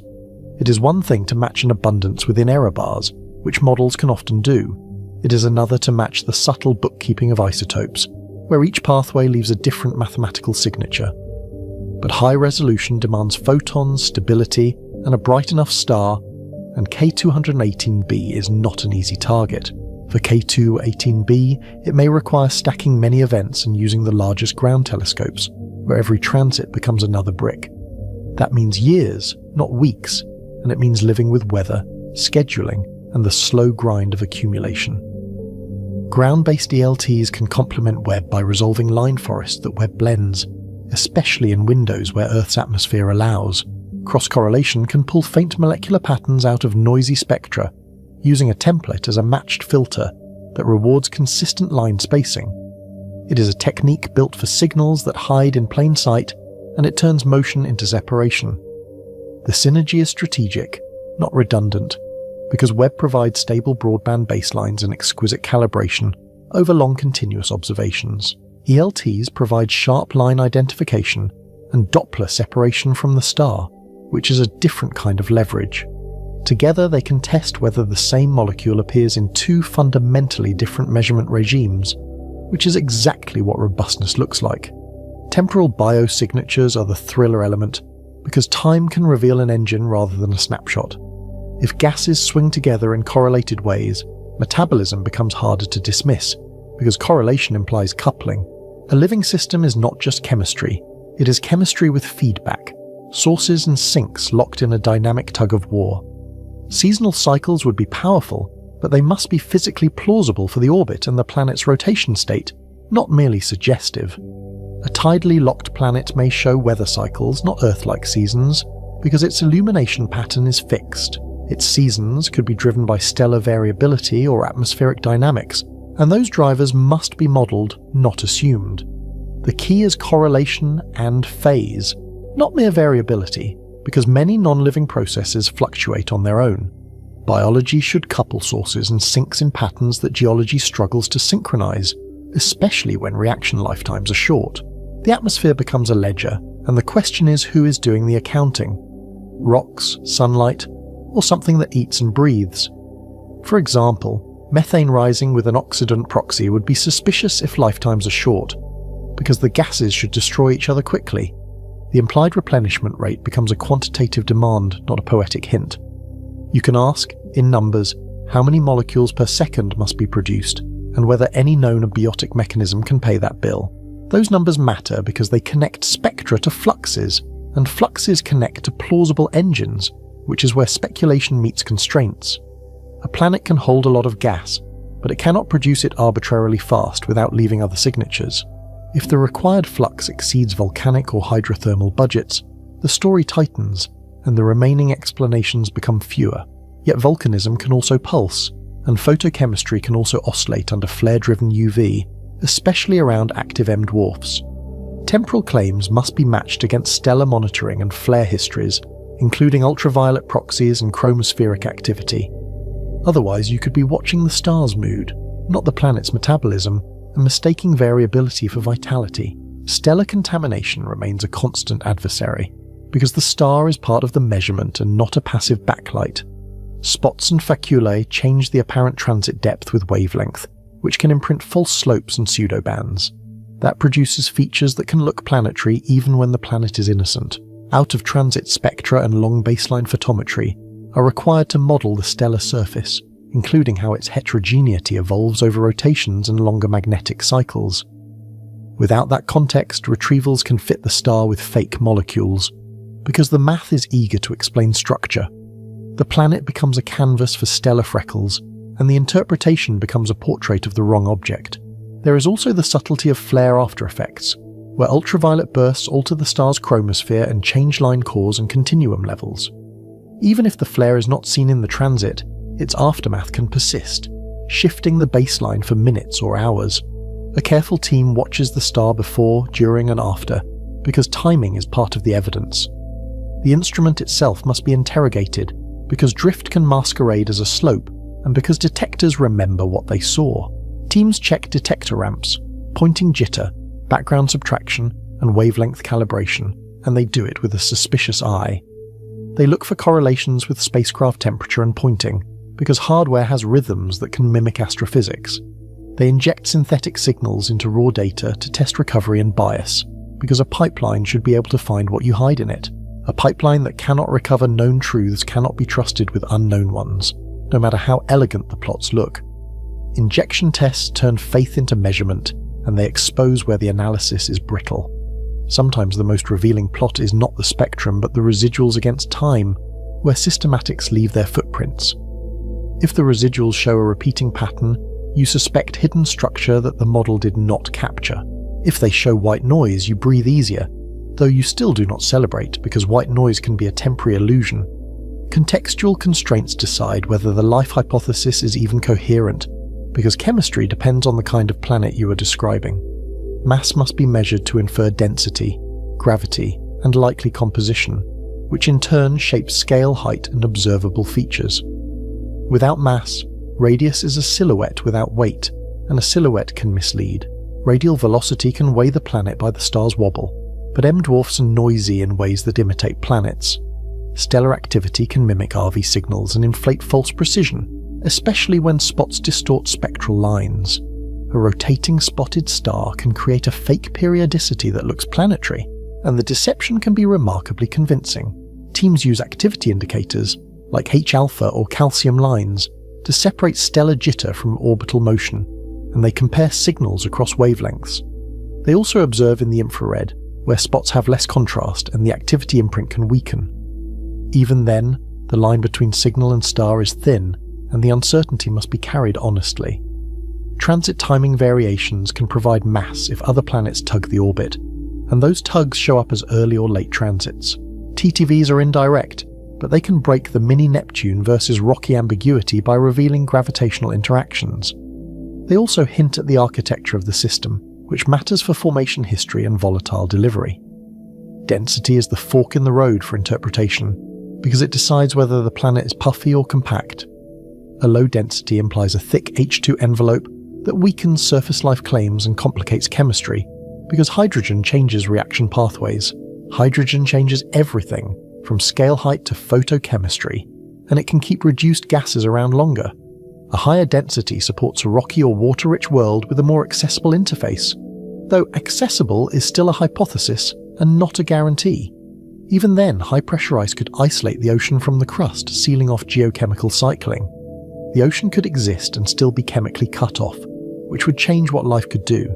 Pressure constraints matter because chemistry depends on collisions and vertical mixing, and because many gases behave differently under different pressures. Line shapes and continuum levels can hint at pressure through broadening, where higher pressure smears line wings. But clouds can obscure those clues and flatten the spectrum, stealing the very diagnostics you want. If K2-18b is a mini-Neptune, the story shifts from surface biosphere to atmospheric chemistry, and the bar for life rises. A deep envelope hides the boundary conditions, including whether there is liquid water anywhere accessible to energy gradients. You cannot easily argue for oceans and rocks when you cannot see where the air ends, and when the interface may be unreachable. That does not make life impossible, but it changes the kind of life you are implying, and it changes the evidence you need. It also changes the false positives, because hydrogen-rich atmospheres can sustain reduced gases more easily under some UV regimes. What looks like a biosignature in one regime can be ordinary in another, and context decides which regime you're in. False positive kill tests are the discipline that keeps the thriller honest, and they are often less glamorous than the detection itself. Every biosignature candidate must be attacked with photochemical and geochemical modelling, using the best constraints available. The goal is not to defend the claim, but to try to break it, because a claim that cannot be broken is the one you keep. Models must use the star's measured UV spectrum, not a generic template, because UV controls radical production and chemical lifetimes. It also controls haze formation and oxygen false positives, which can rewrite an atmosphere without any biology. Around M-dwarfs, the UV environment can be spiky and episodic, and that spikiness can dominate chemistry. Teams test whether methane and ammonia can persist abiotically under realistic UV mixing, including vertical transport that can replenish upper layers. If the models sustain them without life, the claim weakens sharply because uniqueness evaporates. If they destroy them quickly, the replenishment problem returns, and the implied source becomes the next target. They test whether water loss and hydrogen escape could leave misleading oxidants, especially if the planet once had more water than it does now. An oxygen-rich atmosphere can be a grave marker for oceans, not a celebration, depending on the history. The same gas can mean life or loss, and the difference is written in context and timescales. They test whether serpentinization and hydrothermal fluxes can meet the required budgets, because rock-water reactions can generate hydrogen and methane under the right conditions.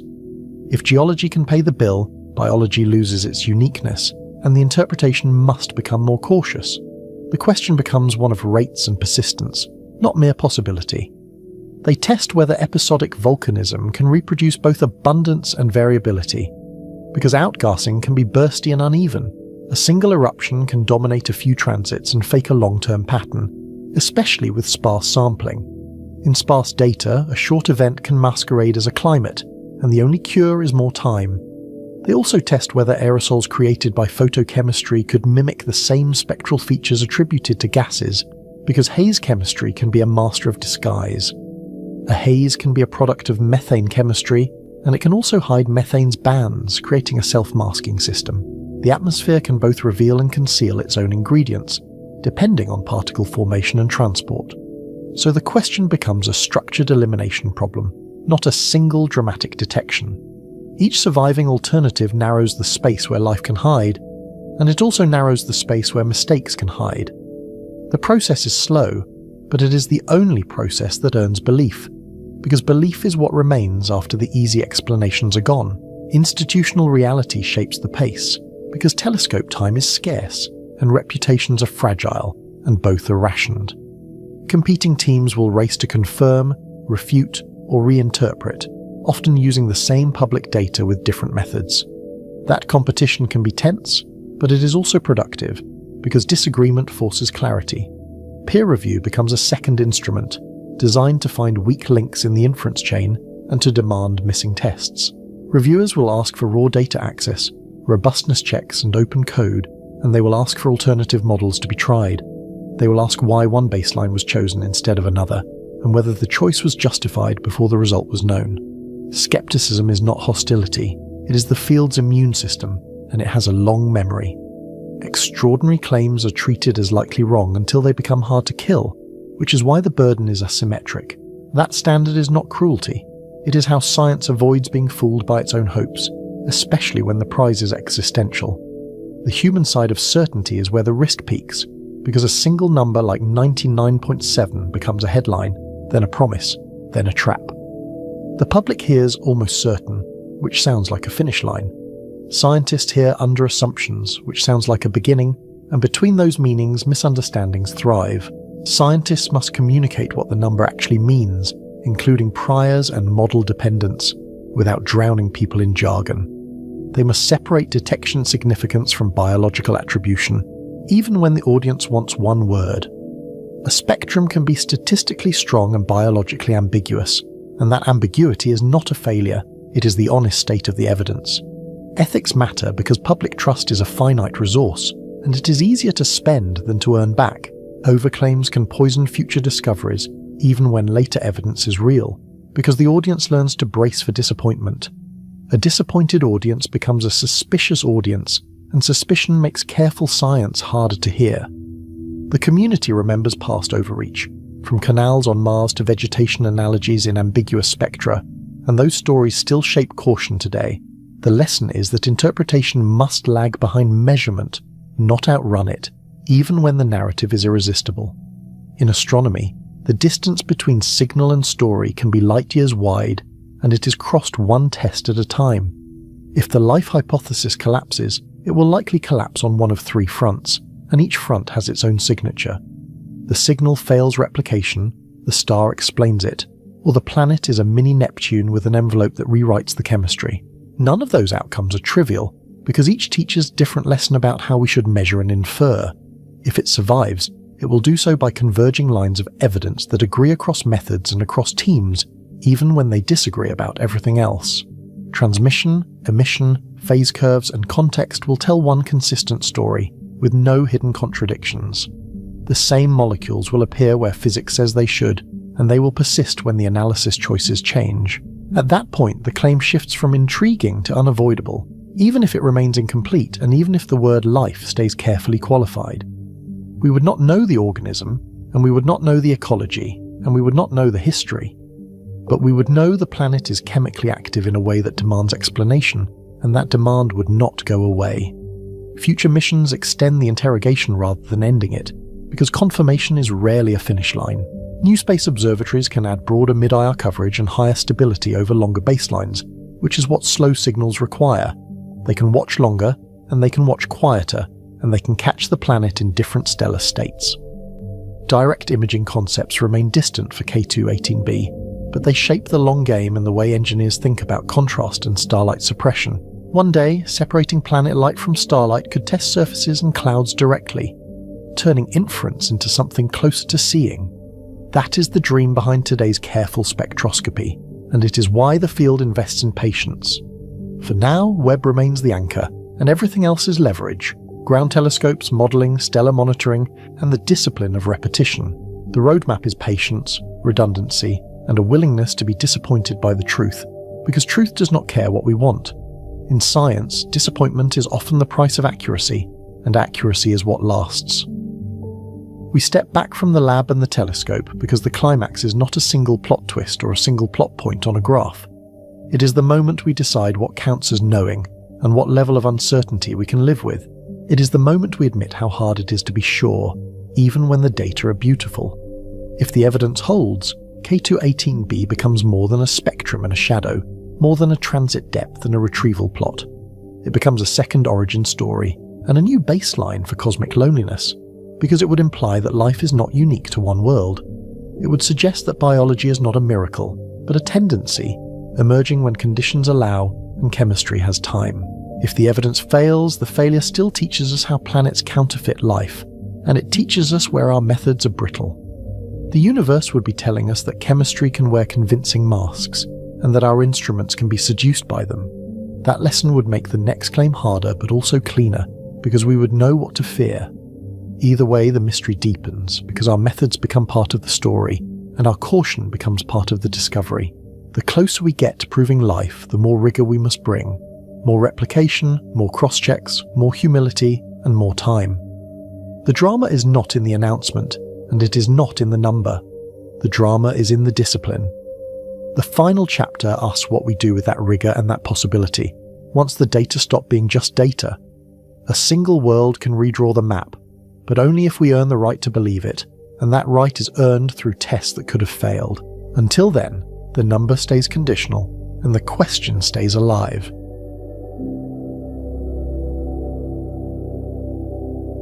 The central question stays open, because Webb measures light and we infer life. Webb does not sample oceans or soils, it collects photons that have crossed space for decades. What Webb can claim now is narrow and powerful, and that restraint is part of the method. A real transit exists, meaning the planet's silhouette repeatedly trims the star's brightness by a measurable amount. During that transit, a spectrum shows small, wavelength-dependent features consistent with certain molecules. Visually, it is almost underwhelming at first. A smooth light curve with a shallow dip, then a forest of points with error bars. Yet inside that thin ring of starlight, the atmosphere leaves fingerprints, because gases absorb infrared light at specific energies. The planet's limb becomes a laboratory, where temperature, pressure, and composition shape the depth of each spectral ripple. The signal is tiny, often tens of parts per million, and that scale explains the caution. The interpretation is the fragile step because retrievals depend on priors, clouds, and stellar contamination. A retrieval is not a direct reading of air. It is an inversion, where many atmospheres can mimic one curve. Priors quietly matter, because they encode what we think is plausible before the data speak. Clouds and hazes matter even more, because they can flatten features and hide deeper layers from view. Stellar contamination matters because the star is not a perfect lamp, and spots and faculae imprint their own spectral texture. The headline 99.7% is not a life probability, and it is rarely a universal truth. It usually means a feature is unlikely under a chosen null within a chosen model family. Change the null, change the family, or change the treatment of correlated noise, and the number can shift. In scientific language, it is confidence in a signal pattern, not confirmation of a biological cause. It is closer to saying, this wiggle is probably real, than saying, this world is alive. Alternative hypotheses remain on the table, including photochemistry under M-dwarf UV, episodic outgassing, and haze physics. Around M-dwarfs, ultraviolet bursts can drive chemistry far from equilibrium, building molecules that look suggestive in isolation. Volcanism can also be intermittent, and a temporary plume can bias a snapshot spectrum. Haze microphysics can generate broad absorption that masquerades as specific gases, especially when the data are sparse. Instrument systematics and pipeline choices can also sculpt weak features into persuasive stories, because calibration is itself a model. So we separate detection, interpretation, and confirmation, and we keep them separated on purpose. Detection says the shadow and the spectral ripple are repeatable, across visits and across detectors. Interpretation says those ripples belong to specific gases at specific abundances in a physically consistent atmosphere. Confirmation says biology is the best remaining engine after realistic abiotic models fail. That last step is slow by design, because extraordinary claims can hide inside ordinary uncertainties. What would constitute confirmation is not one molecule and not one sigma threshold. It is converging evidence across methods, epochs, and teams, with a coherent physical planet underneath. We would want the same story to survive different retrieval codes, different assumptions, and independent reductions. We would want multiple instruments to agree because each has different systematics and different spectral leverage. The goal is not drama, it is durability. Mass and density must narrow the planet class because chemistry means different things in different envelopes. A low-density mini-Neptune can host a deep hydrogen atmosphere where many molecules are diluted and misleading. A denser world can support a thinner envelope where surface, atmosphere exchange becomes plausible. Pressure and clouds must be constrained because they set the altitude we are actually sampling. If a high cloud deck blocks the lower atmosphere, then we are reading only a cold, thin layer, not the planet's full chemical engine. Stellar monitoring must show the features do not track spot cycles or flare aftermath. That means watching the star outside transits, mapping its variability, and checking whether the spectrum changes with time. Emission and phase data must agree with transmission, so the atmosphere conserves energy and makes global sense. If the day side glows at one temperature while the limb implies another, the model must reconcile them or be rejected. Even the planet's circulation matters, because winds redistribute heat and reshape chemistry on a rotating world. If life is confirmed, biology changes first, because Earth stops being the only example. The history of science is full of single-sample illusions, and astrobiology has lived with one data point for centuries. We would test convergent evolution, asking whether chemistry repeatedly finds similar solutions under similar constraints. Would life favour familiar building blocks because they are optimal, or simply because Earth got there first? We would also take alternative metabolisms seriously, including sulfur, hydrogen, or photochemical pathways unlike our own. The question becomes less, is it like us? And more, what does selection do with the materials available? A confirmed biosphere on a likely ocean world would expand the definition of habitability beyond continents and shallow seas. It would force us to model ecosystems that live under clouds, under ice, or in atmospheric layers. It would also sharpen the question of detectability, because life may be common yet spectrally quiet. On Earth, biology can be loud in oxygen and methane, but it can also be subtle, localized, and seasonally hidden. We would ask which biospheres announce themselves, and which ones whisper. Planetary science would shift towards stability, because life needs time more than perfection. We would ask how climates persist around variable M dwarfs, and what protects atmospheres from early erosion. Young red dwarfs can be violent, and their long active phases can strip volatiles unless a planet has shielding or replenishment. We would treat circulation, haze microphysics, and volatile cycling as biosignature context, not background detail. The climate system becomes part of the evidence because chemistry is never isolated from physics. Cosmology would absorb the shock more slowly, but the implications would be permanent. One confirmed living world nearby would raise the prior that life emerges when conditions allow. It would not solve the origin of life, but it would constrain it, because rarity would no longer be an assumption. The night sky would stop being mostly emptiness and start looking like a sparse ecology. Even our metaphors would change, because worlds would mean more than rocks under starlight. Yet the quiet revolution also includes the possibility that life is not confirmed. If K2-8b becomes a false positive, the search still advances because failure teaches the universe's disguises.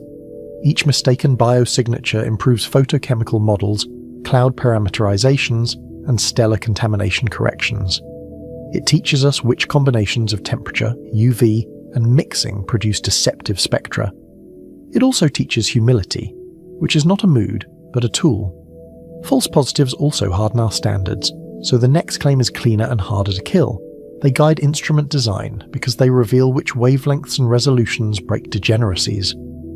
A broader bandpass can separate overlapping absorption features, while higher resolution can isolate narrow lines from smooth haze. They also guide target selection because they show which stars and planet classes are interpretable. Some systems are simply too noisy, and some atmospheres are too opaque to answer the life question cleanly.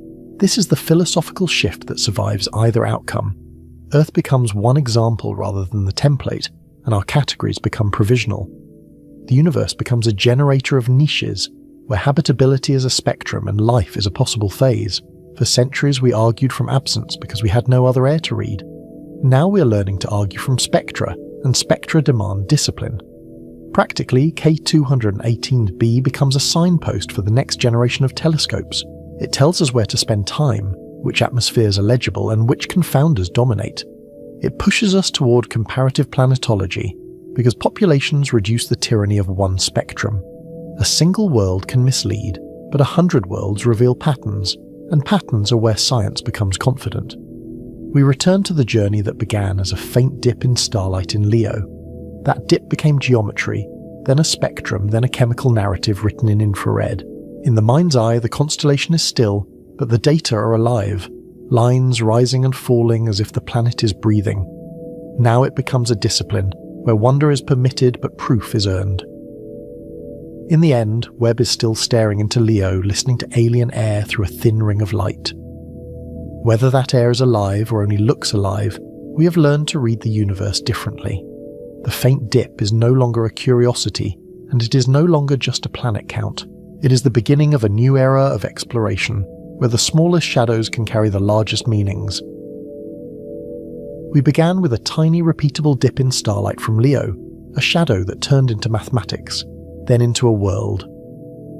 From that light curve, James Webb moved to something far more delicate, a transmission spectrum where tens of parts per million decide what the air might be. Along the way, we learned why every step is conditional. Stellar spots can paint false colours, clouds can erase fingerprints, and retrievals can mistake a plausible story for a unique one. We also learned that the headline numbers hide their fine print, because 99.7% usually measures the strength of a feature against a chosen null, not the probability of life itself. A 3 sigma bump can be real and still be misidentified, or correctly identified and still be abiotic or vanish when the next dataset changes the noise model. That is why the atmosphere's barcode must be interrogated across instruments, across epochs, and across independent pipelines, until the signal survives adversarial tests rather than friendly ones. K218b's supposed warmth taught us another humility, because about 120 degrees can mean equilibrium bookkeeping, an emitting layer in infrared, or a modelled surface that may not exist. Around an M dwarf, where UV bursts and long-term activity sculpt chemistry, habitability is not a thermostat reading, but a dynamic negotiation among radiation, circulation, and shielding hazes. And beneath the spectrum sits the planet's unresolved identity, because mass, density, and pressure decide whether we are seeing a rocky world, a water world capped by high-pressure ice, or a mini Neptune whose deep surface is forever hidden. When the conversation turns to life, the standard shifts again, from could it to what else could. And that is where disequilibrium becomes both tempting and treacherous. A chemical pairing that should not coexist can be a living metabolism, yet it can also be geology, photochemistry, escape, or a star's restless face leaking into the measurement. Even the rumoured pulsing, or variability, if it holds up, must be asked to obey physics first, because biology is not the only engine that can make an atmosphere change. So the path forward is not one heroic observation, but convergence, a slow tightening of possibilities until the remaining explanation is no longer merely exciting but unavoidable. Repeat transits must agree across NIRIS, NUSPEC, and MIRI. Stellar monitoring must map spots and flares in real time, and injection tests must prove that pipelines cannot manufacture the very molecules they seek. Emission spectra and phase curves must anchor temperature profiles and circulation, while RVs or TTVs pin down mass and density, turning maybe ocean and maybe hydrogen envelope into measurable fates. And if K218b ever crosses the line into confirmation, it will not only answer a question about one world, it will rewrite our priors about many worlds. One biosphere, even found through selection effects and biased targets, would still transform the census problem, because it would prove that life can arise and persist under conditions unlike Earth's. Yet if the signal collapses into contamination, non-replication, or a mini Neptune context, the lesson remains profound, because the universe would have forced us to build a sharper definition of evidence. In that sense, the documentary's quiet revolution is not a promise that Webb has found life, but a map of how knowledge is earned at interstellar distance. Detection is repeatability, interpretation is physical consistency, and confirmation is what remains when the best abiotic models have been given every chance to win. The closer we get to a living world, the more the universe demands patience, and the more we must treat wonder as a hypothesis that has to survive the cold light of replication. So did James Webb truly detect a living world on K2-18b, or a cruel cosmic mirage shaped by noise, clouds, and assumptions? For now, the honest answer is that Webb detected a compelling atmospheric signal, and the 99.7% is not life's probability, but a challenge, an invitation to prove or to falsify with harder data. K2-18b is still only a shadow and a spectrum, yet it has already redrawn the map of what we dare to consider possible. If life is there, it will be confirmed not by a headline, but by a chorus of independent tests, because in the universe, the most extraordinary truths arrive the same way starlight does, patiently, one photon at a time. Stay curious but demand rigor. Follow the next observing campaigns and the open debates and let the evidence, not the excitement, tell us what is alive.